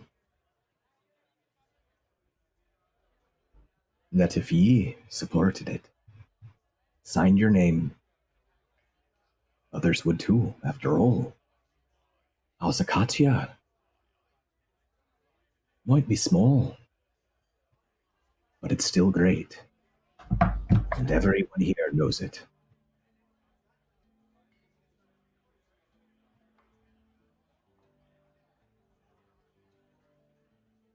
I'll do you more than that. I'll be back in a little while, and I will sign my name. And I will show you the influence of our house.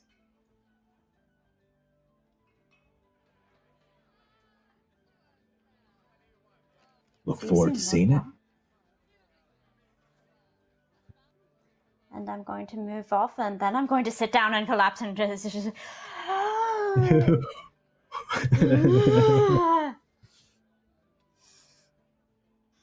We did it. Is there anything you want to take away mechanically from this conversation, like a goal, an objective you had, something we can make a dice roll for, see if it throws a wrinkle in?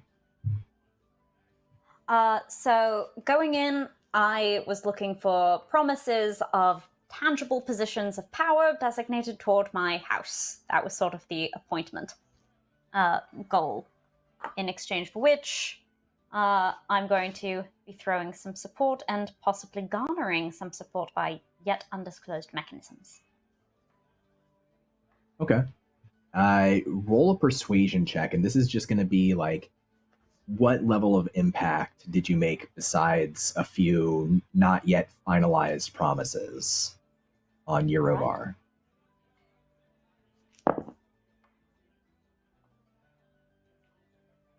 Well, exhaustion really sucks. But I know. when it's a 16 and an 18 on the dice, it's not so bad. So 24. It's not so bad. Yeah, and even though you go off to the side and you collapse, just kind of like regather your strength, you see that Eurovar is kind of watching you, even as a couple of people are approaching the table, kind of watching you, and there's a flicker of admiration and curiosity that's recognizable. You get it.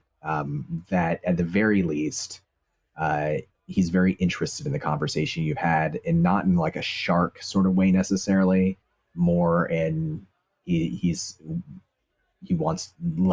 left wanting to know more about you and what you're going to do. As you sort of head off, having made this impact, let's go over to Dia. Let's bring Dia in. Dia, you've returned from the back hall, the hallway, after your conversation with Captain Gwaine, and you've seen Akasha enter and Marilla enter. They've split off to have different conversations. Where's Dia going? What's Dia doing? To begin with, Dia watches the scene of Rakesh making a show of Marilla. Watches Marilla's reaction.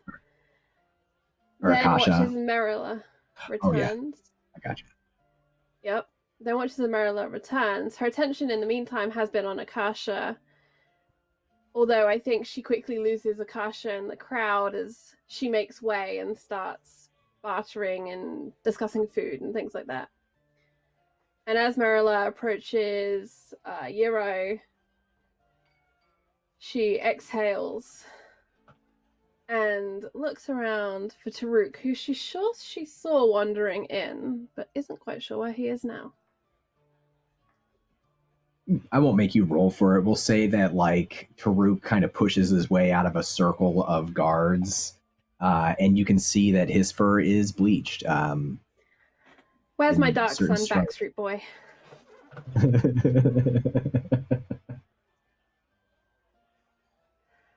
Taruk! Good evening. Ah, Dia. Well, how are you doing tonight? Awful. And she looks down and her feet are still bare and she does like a little ripple of her toes. Looks down to her toes and he sort of flaps. He's got one of his long, like loose silk robes on. It's like V-neck, cut super low at the chest, which is furry like the rest of his body. And he gives a smile back up to you and he says, "Have you managed to find some sort of trouble to get into?" Well, trouble rather found Ebo. Not sure what the gentleman had done, but we were sitting in the tavern having a rather reasonable conversation when suddenly we were jumped by strangers in cloaks. Ebo, that's the Lady Akasha's friend. Yes, of course. Ah. Did you get any good looks at these individuals or have any sort of idea why they might do this? It seems strange. I was perplexed. I, however, came running for a healer to begin with. I believe one has been found, and then to report to the apparently ineffective leadership here. No doubt the warmonger is too busy dreaming of navies and not dreaming of protecting the people who come to this town. Would you do things differently if you had that sort of clout or control? I have no idea, to be frank. I've never been a leader of a small town. But there does seem to be some kind of election occurring. And I have spoken with the leadership here, and apparently this is quite attention-consuming. There have been guards sent out to investigate missing giants and Tari and the like, but tensions are high, and it appears this election is important. Which means, I'm not so sure it's as Taruk, that what you do is important tonight.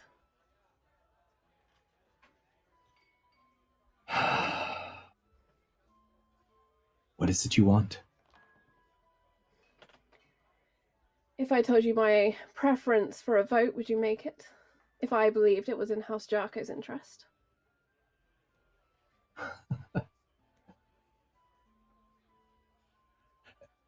I work in deals, even with my friends, so perhaps, what is it you could offer me in return?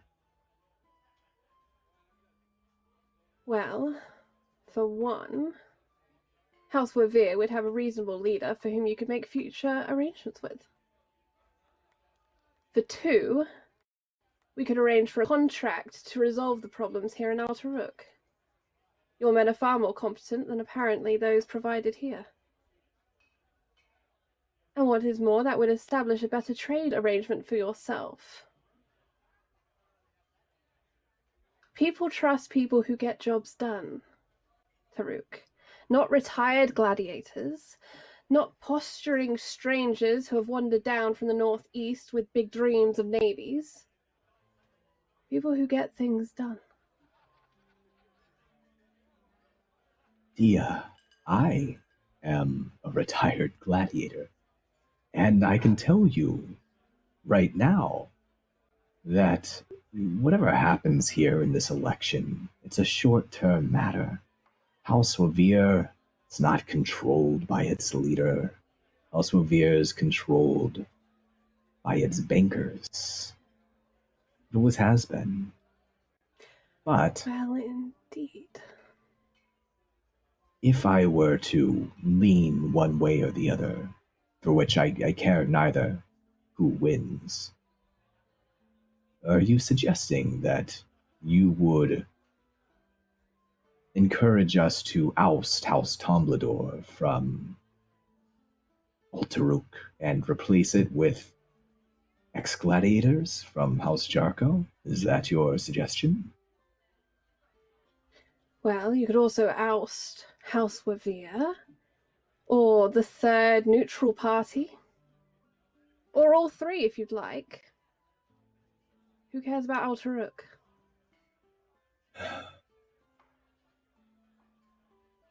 You do. Ultaruk is the gate to the rest of the world. Exactly.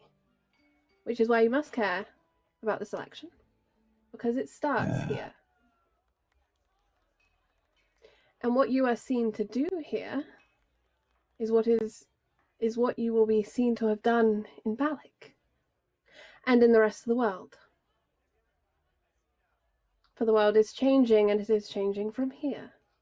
Akasha is making that rather clear to everybody who will listen. And I believe Merula is taking advantage of that themselves. That's why we stopped at Outerrook.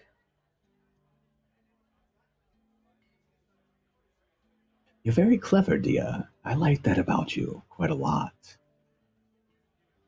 The things that drive me, to be honest, they're not the things that drive the others who lead the houses of Balak. I have my own goals, my own morals. They were born into me. I was raised on them. I fought for them. I saw friends die for them. And I still live, eat, and breathe them now. I don't care for politics. They exhaust me, to be honest, but I do care for coin I can use. So, let's say I lean this way, or I lean that way. What's the angle for me? Where's the money for House Jarko? Something I can give the people who work for me to make their lives better. Well, I imagine you could take some part of the toll for this place to begin with. Secondly, I have heard that Skylar intends a higher taxation for the noble houses, which would mean a reduction in your coin in general, to fund a private army. And as we know, private armies are unscrupulous, have no honor, and ultimately will fall apart with the destruction of one and all, which means no more nice parties, no more pleasantries, no retirement, because we will be at war. That is a compelling argument, I admit, but there is another side to the issue of taxation. And Skylar Boltar would remove taxes on the poor, on the small businesses, which includes many of the workers for House Jarko.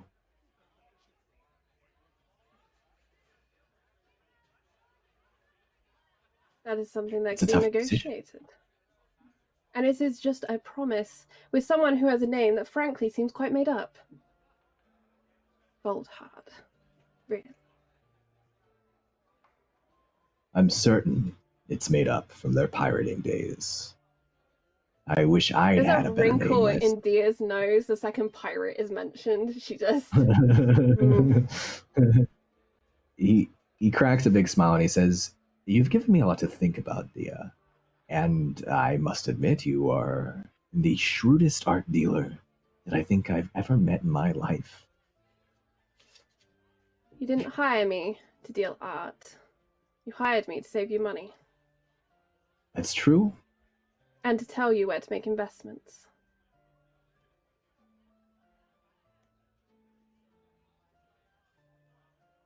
I feel like I'm starting to lean in one way over the other.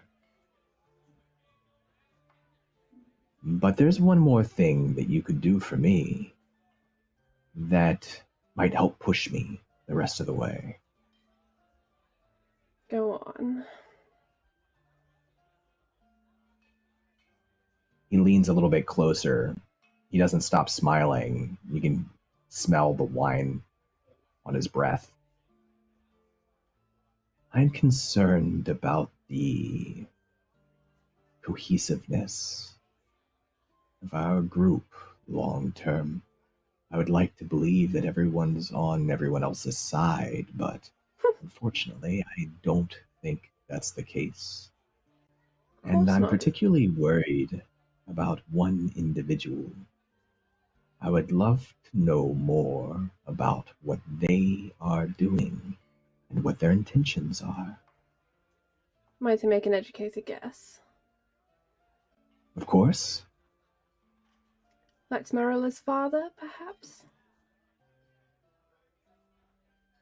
He wrinkles his nose a little bit, but doesn't answer, just continues to smile. I feel that I keep people off guard when I'm around them.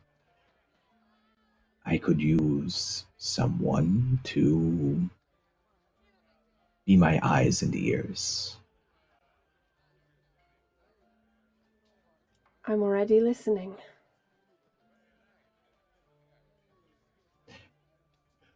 Well then, it's settled. I'm going to go lean.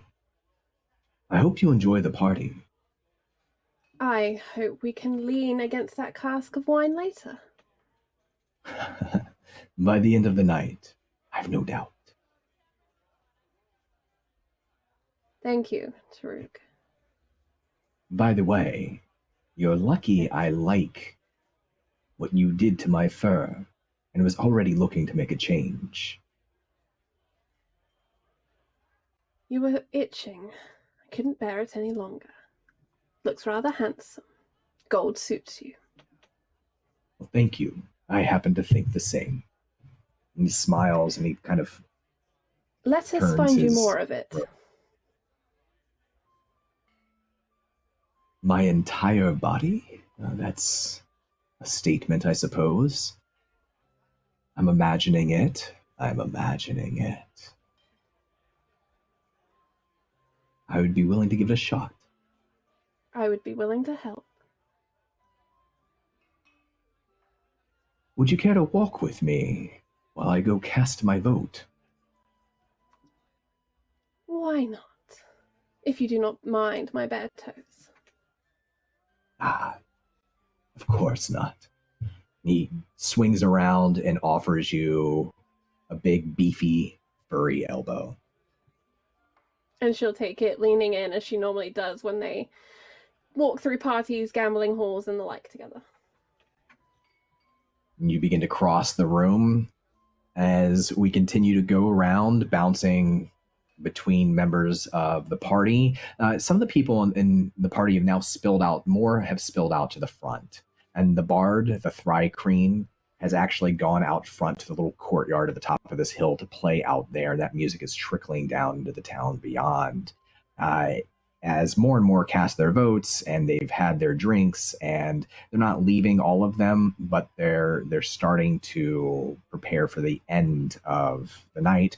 There are certainly those who will hang on for a long, long time, like any good party.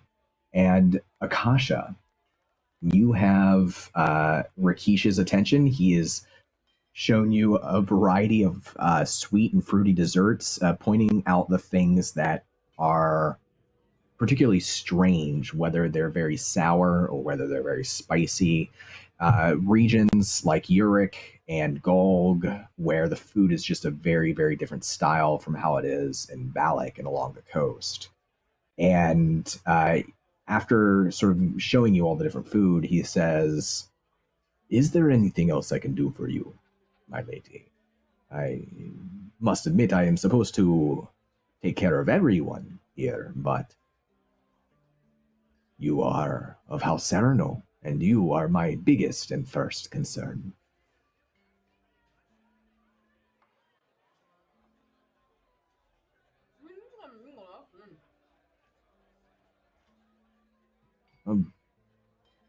Very well. And you want me on the hunt. But I think I understand what you're saying, yes. But perhaps say it one more time, just in case. If you want to go mingle, that's fine. Of course. Well, if you need me, you know where to find me. And he bows very low. It's almost like it's a very gladiator like bow. It's the kind of bow that you would do for the crowd almost, but not quite all that way. And then he turns around and he spreads out his big, he's got like old man muscles, like his big old man muscle arms, and calls across the room to a guard and starts to stride over to them, and he gives them a big hug. He continues conversing, and you're free at the table. Hey. You're free at the table with your servant and everyone else left in the room.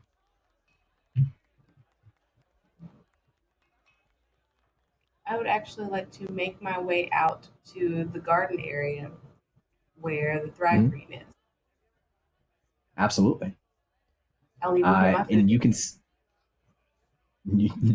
can see that people out here, they've kind of gathered on this hill that's in front of this manor in a large circle. And there's, of course, like spatterings, different smaller groups outside of the circle, too. And the Thrycreen is in the center of the circle, playing this guitar. He's now only has one of the rattles. And in his other hand, he has this sort of bell that he doesn't use very often, but every once in a while he flicks his wrist and the bell dings. That sound, that ding, is actually what echoes the most over the air. The kind of cool air out here. And there's a couple of torches that have been taken from within the manor and stuck into the ground to provide extra light out here out front.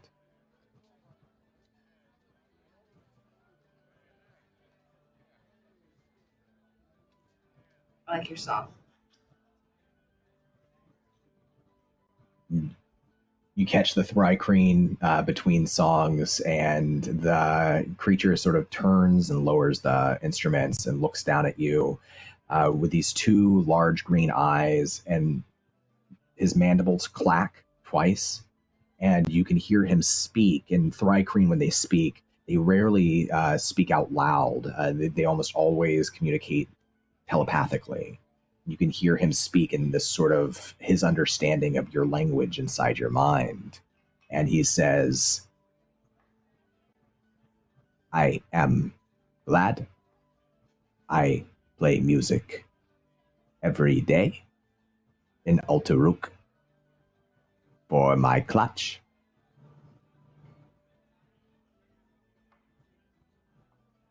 I like that.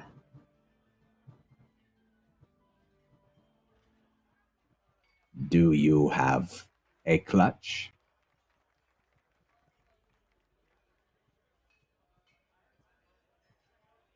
I usually just carry a traditional bag. Cocks his head to the side, and his antennas kind of twitch a little bit on top of his head. That clutch means family. Home. Oh, yes. Is that not a thing that you have? I mean, it's cool if you don't. I mean, it's cool. Have had 3 clutches in my life. This. I really like that you're not afraid of commitment.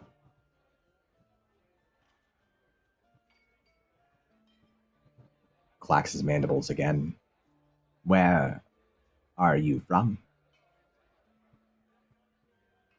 From Balak. Just here on business.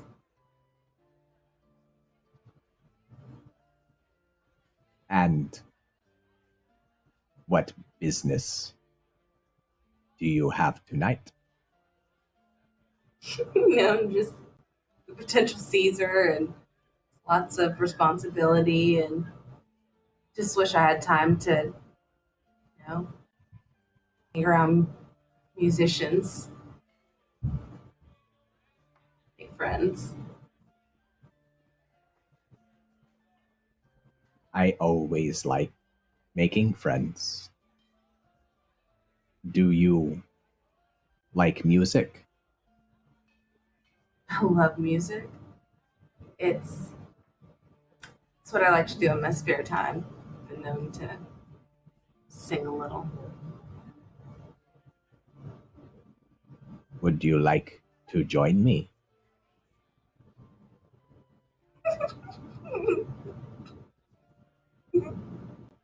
Yeah. Have you ever heard the music of the ringing mountains? Yeah. Of course. Roll me a deception check. Or a persuasion check if that's true. But I think it might be deception. Dirty 20. It's pretty good. He lowers the guitar in one hand, freeing up one of his four hands, and he holds it out in your direction. I can show you the song I learned first, if you wish to see it. I would love that.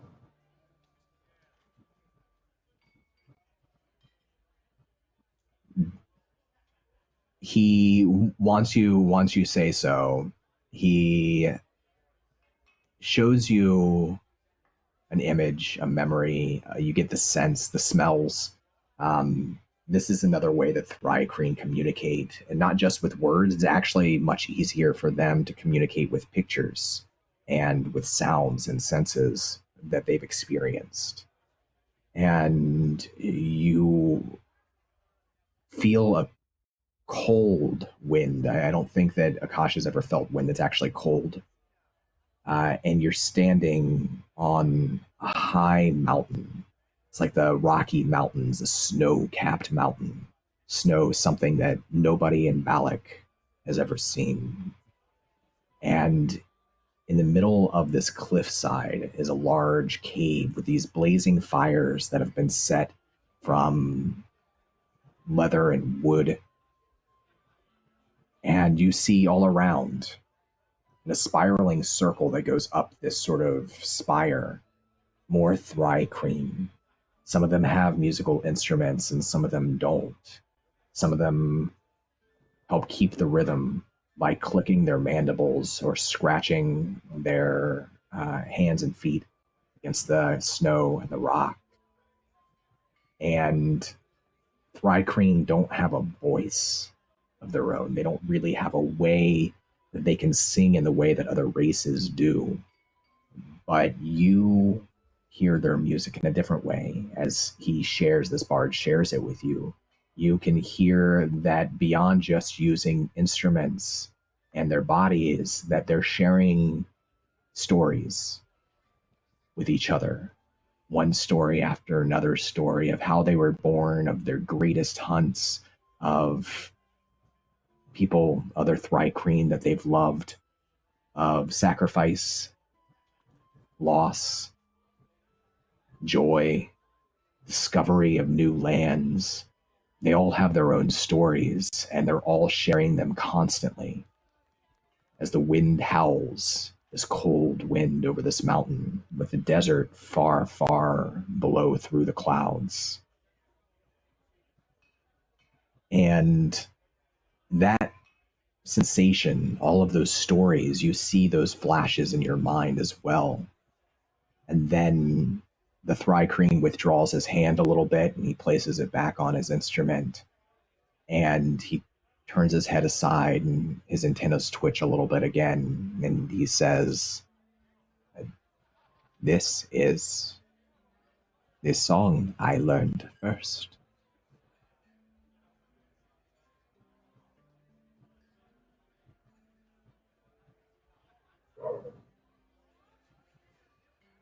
You're really good with your mind.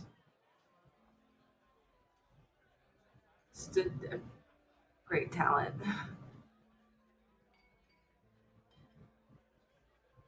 Thank you.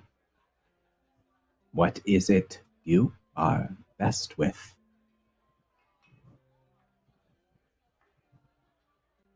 What do you mean?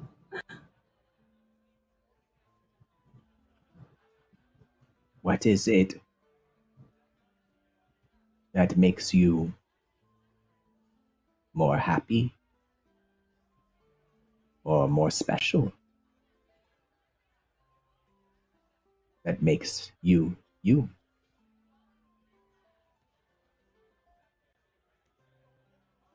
I don't think I'm more special than anyone.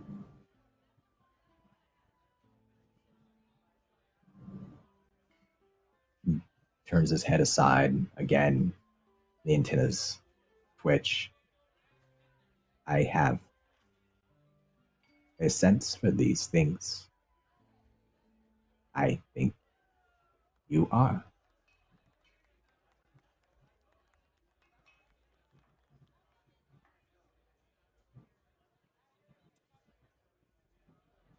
Do you want to go out?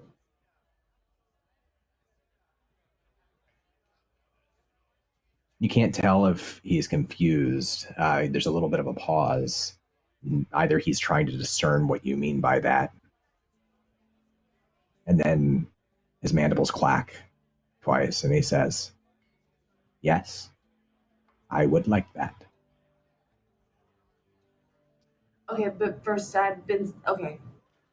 I was seeing this turtle for a while in a way, but it's nothing serious. So I'm not really looking for any kind of like anything serious. I just want to hang out for a little.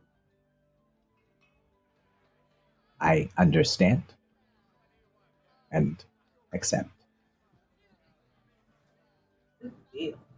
Would you like do that thing again with the song? Of course. And he begins to play music, but he also shows you this time a different song from a different part of his life with a different clutch and all of their stories.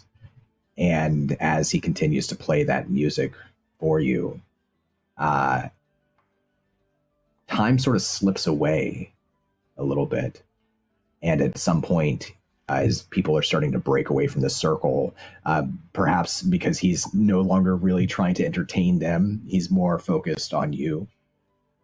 You realize that you're sort of almost alone, and your servant is just sort of like awkwardly standing nearby. And in a break between songs, the servant calls over, "My lady, is there anything I should be doing?"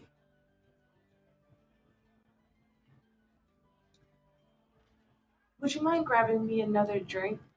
I think there's only so many stories I can hear about his other clutch before a drink is required to continue this course of action. Of course. I'll be right back. And she scurries back into the manor. Marilla. After regathering yourself on the wall after your conversation with Yerovar, you once again have the opportunity to continue your objectives here at this party, which is starting to filter out. It's starting to die down.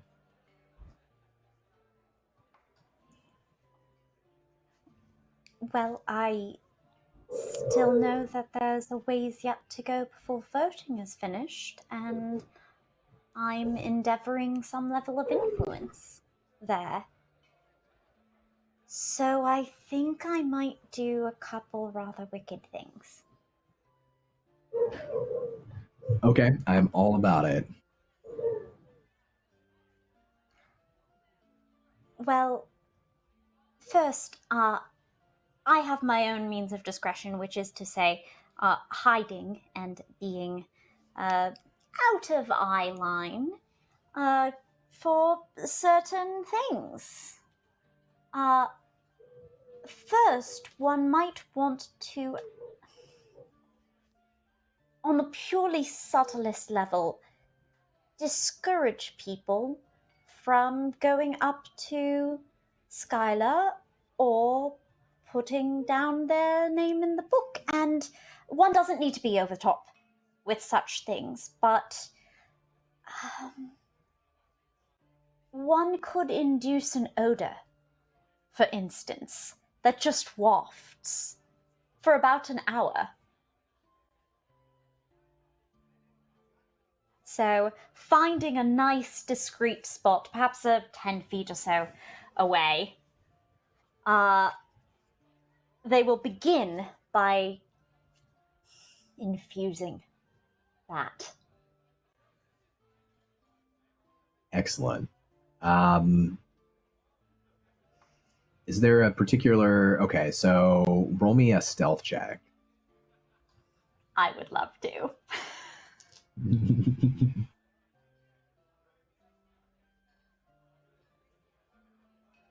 25 again.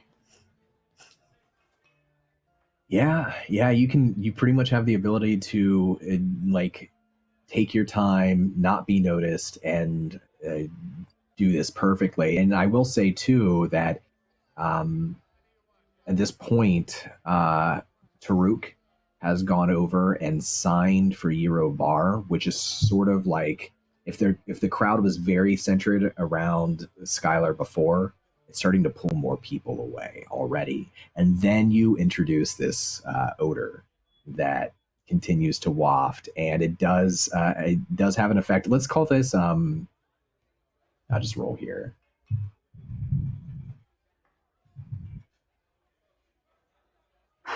In fact, at some point, like perhaps Skylar, not knowing whether or not they've already won, but feeling confident, just like after complaining several times about this odor and some people stepping away, Skylar waves her hands and says that she's going to take a step outside and she'll be back.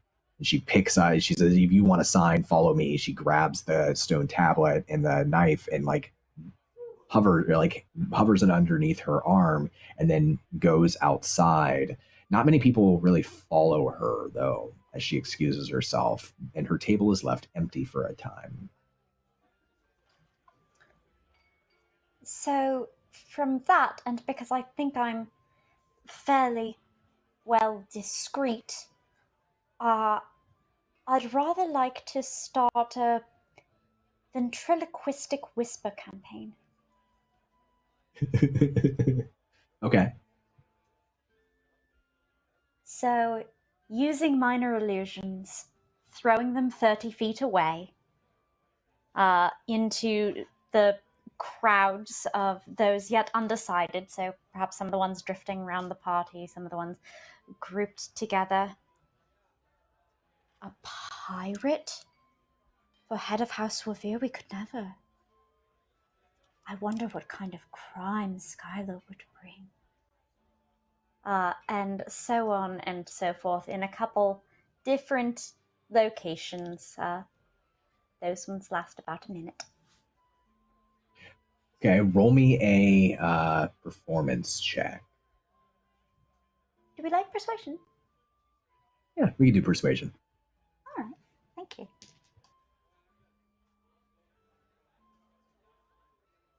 16.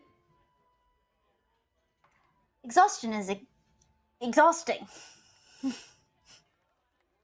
I want to imagine too that although you're using fairly simple spells and you're well hidden, that it is wearing, right? Every time you cast a spell, you have to draw that energy out from somewhere. So where is Marilla drawing that energy from? It's out of themselves, which is typically what they do. They try to get far enough away that there isn't blowback on other people in particular. But they're also familiar with the distinctive nature of what happens to plants, and ideally there are a minimum of fingerprints on this whole influence. So yeah, it's out of them. It don't feel good. Yeah, it's starting to wear on you a lot. And although we'll say that you're successful in casting these whispers around and just kind of pushing this idea and this doubt in people's head, and you can even see that some people have, as Skylar comes back in and sits down again, and sets out their station to have people. There's actually a few people who are going over and they're asking for the knife, and they're actually like crossing out names that they've already signed, which is infuriating this lizard folk, this Surin. And she's starting to get not aggressive towards people. Like, she's not like yelling at them, but you can tell that she's starting to get very, very frustrated, and is starting to like look around, almost paranoid that maybe there's somebody out there actively working against her. But she doesn't see you. She doesn't notice you. But it is not enough to be subtle if I am going to be seen influencing. So this is the part that Merula steps out and does, and will do some quick move through the crowd as she's getting progressively more frustrated, playing up how they're so undecided, but then it doesn't really look like leadership, does it? She looks... She looked tired to you. Roll me a perception check and one more persuasion check.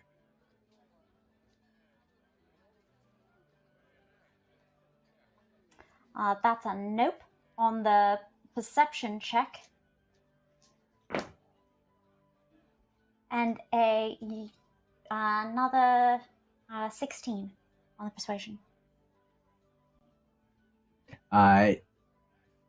You get some people who kind of stop, and now there's several discussions going on about how it's almost like strange because she's been one of the Council of Three for a few years. She's pretty well respected. Eurovar is sort of comparatively unknown locally, but they've never seen her crack under pressure like she seems to be doing right now. Like, they've never seen her look quite this uncalm and uncertain.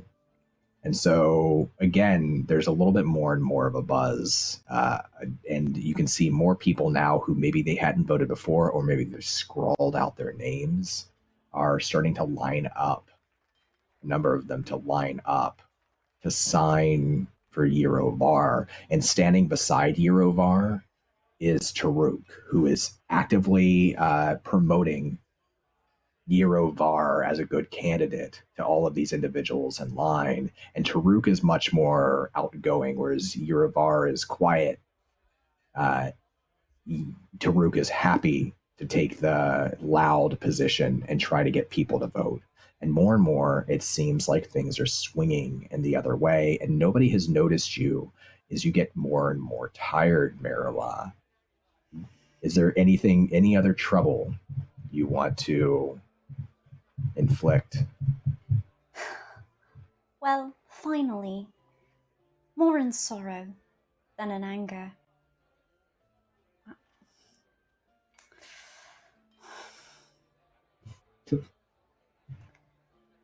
I'll move up, and I will sign my own name, visibly, and stand beside Eurovar and Taruk,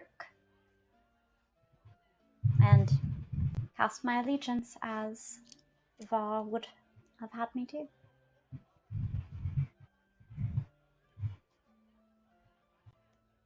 Eurovar is kind of overwhelmed by the swing, and he's actually smiling a pretty toothy smile now, as Taruk continues to engage the line and you go stand beside him.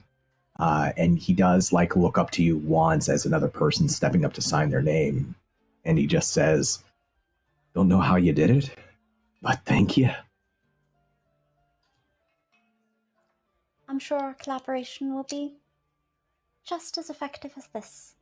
I just put my hand on his shoulder. He shifts a little bit towards your hand confidently. Yeah. Roll me an insight check for one more thing here. Oh, 12. A 12. And Yiravar seems to be like really enjoying this moment. You definitely feel like you've probably won him over. Taruk, who's in line, he gives you a weird look. He gives you a strange look that you can't quite tell what's behind it. And then a big ratty smile, and he continues going down the line to talk to other individuals. Butter wouldn't melt in my mouth.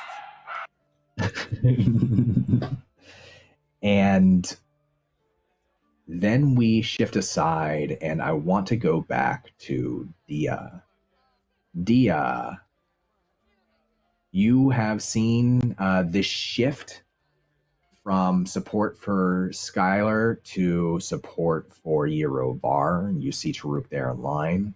I wanted to see if there's anything else that Dia wanted to accomplish or get up to here.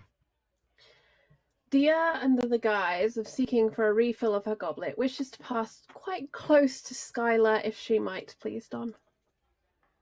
Absolutely. Yeah. You want to try to catch Skylar while she's outside or while she's sitting down at her table? I think at her table is just fine. Okay.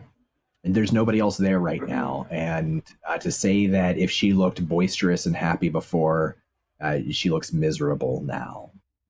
You can see that like before, like occasionally her sort of long, like thick lizard tail, scaly tail would thump up and down when she was making a point or excited. It is just coiled around the side of her table right now, unmoving. And as I pass, I simply say, "A shame you did nothing about the snakes. But never mind, Skylar. Pirates don't pay taxes anyway." Wine. And walk away. Ooh. I want a dice roll. Okay. I want you to make me.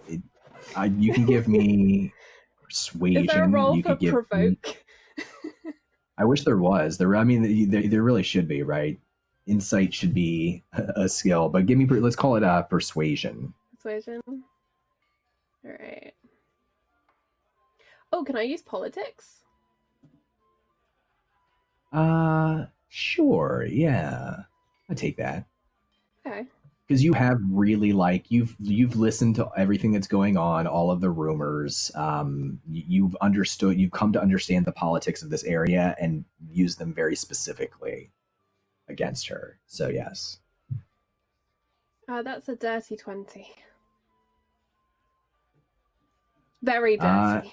Dirty politics. Yeah, you can see a flash of sharp teeth a moment before you turn, and then a single thump beside the table, and you can hear the chair scratch the ground as it slides out. And Skylar doesn't come after you, doesn't attack you, but she does hiss out towards the back of you as you're walking away. "Who are you?"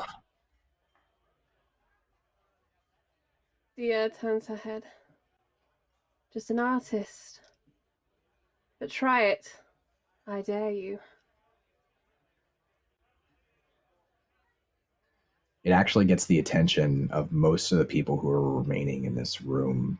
Even outside, the people who are standing just outside, which include Akasha and the Thrycreen Bard, and Akasha's servant who has come back in to refill the wine, gotten halfway to the wine, and then stopped in this moment, this like tense moment between Dia and one of the council members, one of the council of 3, not present currently is Rakesh Sadnibane, who's just not in the room.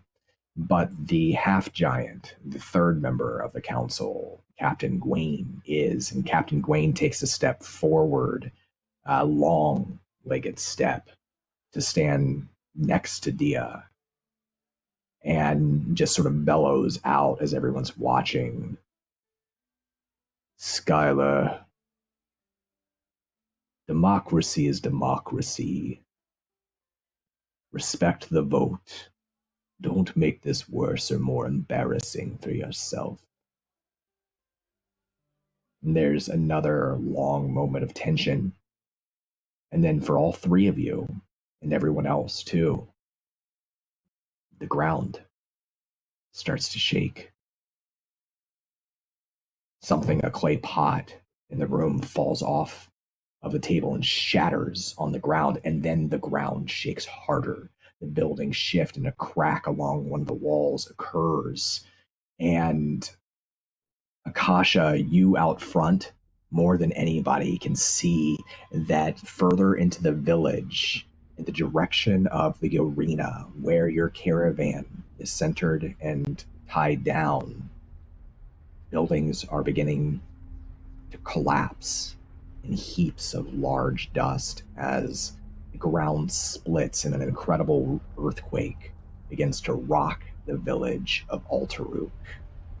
There's a scream from somewhere further back in the manor through those back double doors, and then screams from the village, and the mercenaries all try to hold their feet and begin to rush towards the center of the city, the village, where this earthquake is the worst.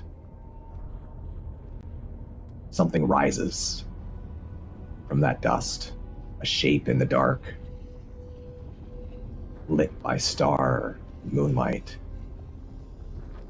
larger than any of the buildings here, large and writhing. But that's where we're going to end our episode for tonight.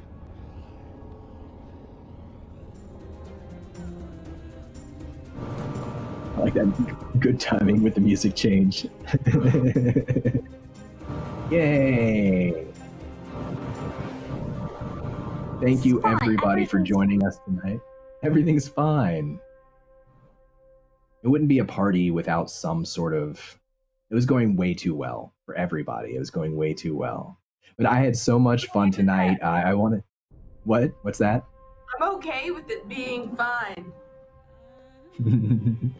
It might still be. It might still be. There's still plenty of options. I do want to say before we go around that for our missing members of the team who are elsewhere in the village, we will get to see their half of the story and what they get up to next week. So check that out, and then we'll bring everybody back together again. And I'm excited to see how it all kind of ties in together.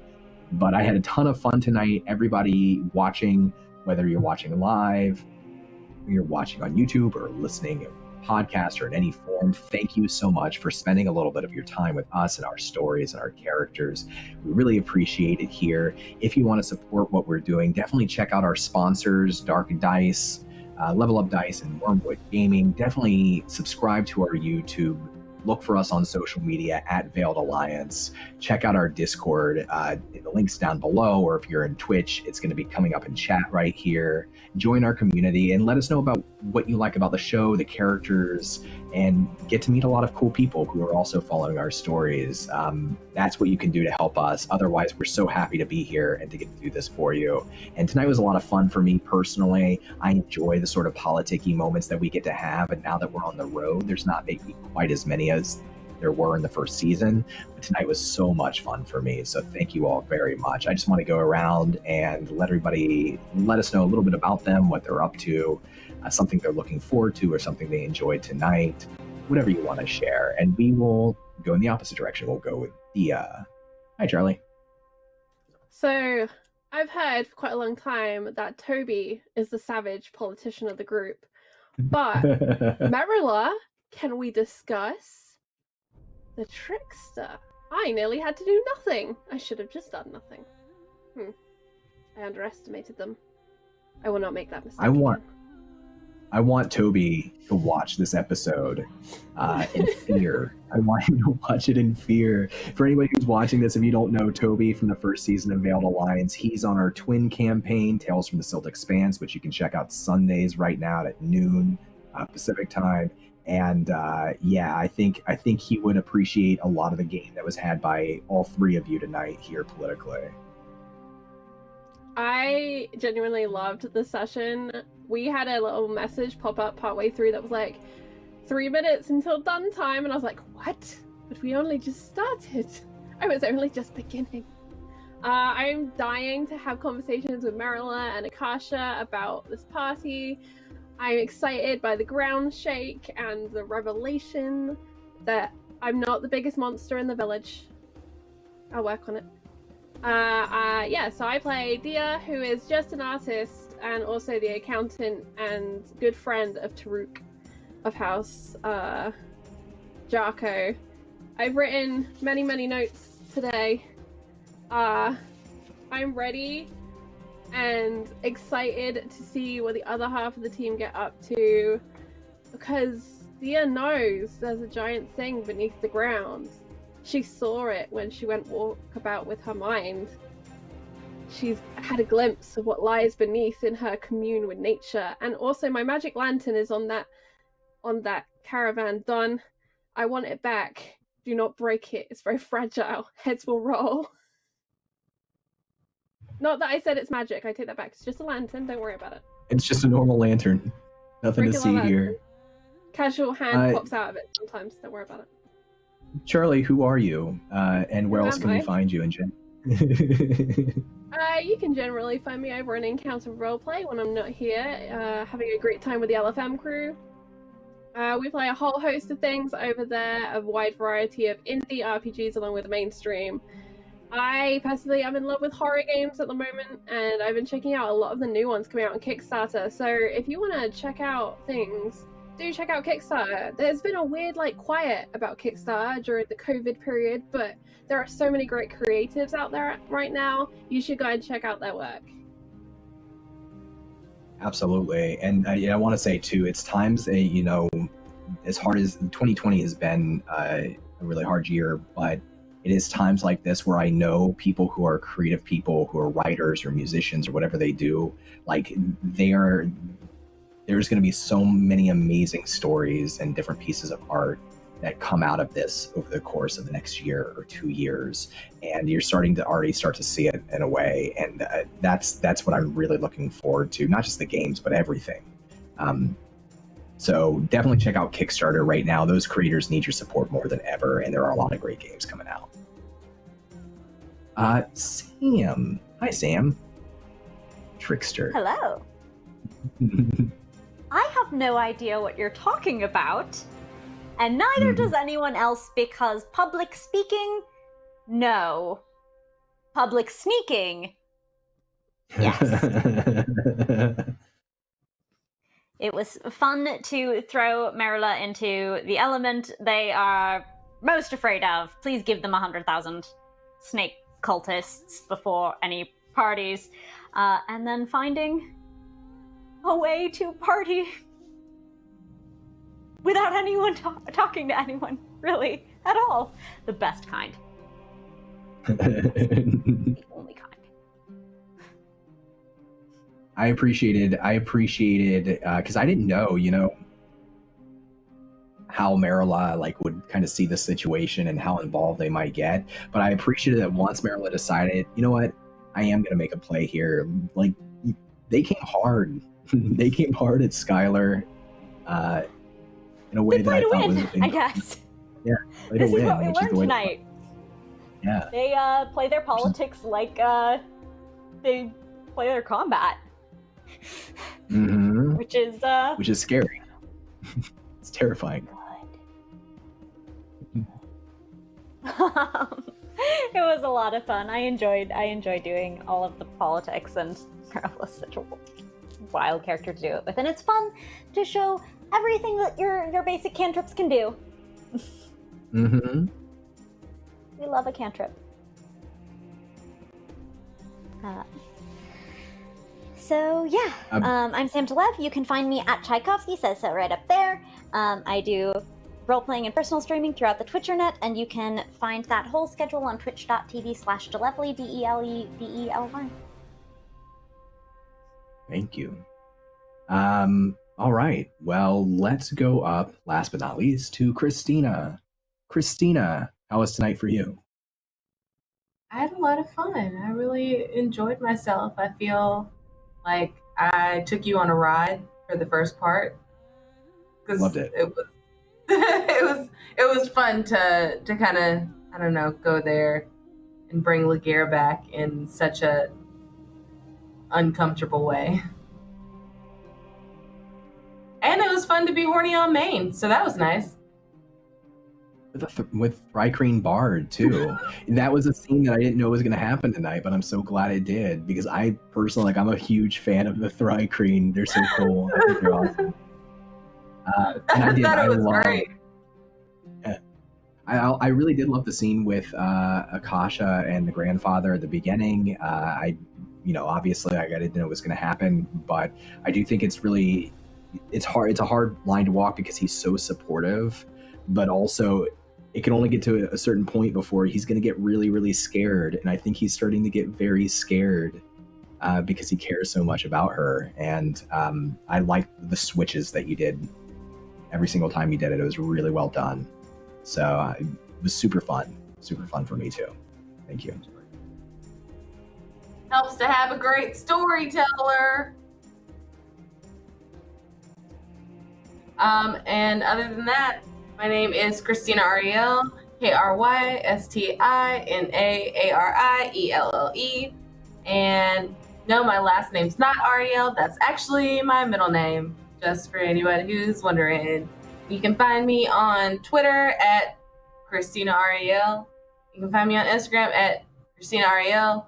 You can find me on the internet because that's where I hang out. And you can also find me as Blub on the Dimension 20 show Pirates of Leviathan, and I play a burlesque singer / aspiring pirate. It's fun stuff. So yeah, support my art and my friend's art. Yes, please support everybody here and all of our friends that aren't playing with us today, but we'll be back next week before we bring the group together. And again, if you haven't checked out our twin campaign, things happening here and things happening there, they're impacting each other more and more. That's just going to keep happening. So if you are enjoying Dark Sun, our story, definitely go check out on Sundays at noon Pacific time, 3 p.m. Eastern Standard Time, Tales from the Silt Expanse. That game as well. But in the meantime, thank you, everybody. Please support all of the people here and take care of yourselves until we see you again next week. Have a good night, friends.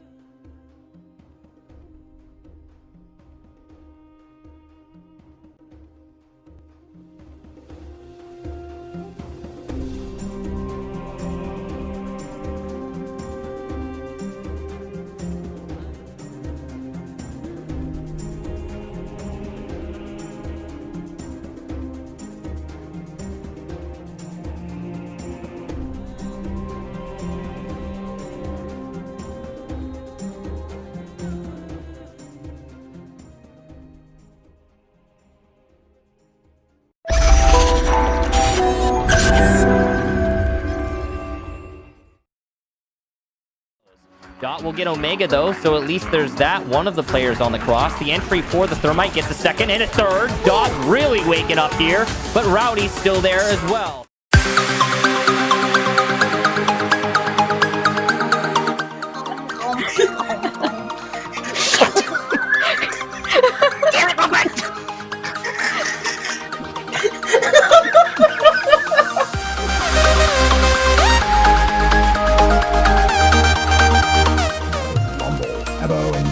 You see this as well. It's not painful necessarily, Akasha, but the giant reaches out with a Have we go? This is lethal, right? 7, yeah, it's just lethal. Yeah, this is super duper lethal, but oof. We have ourselves a champion.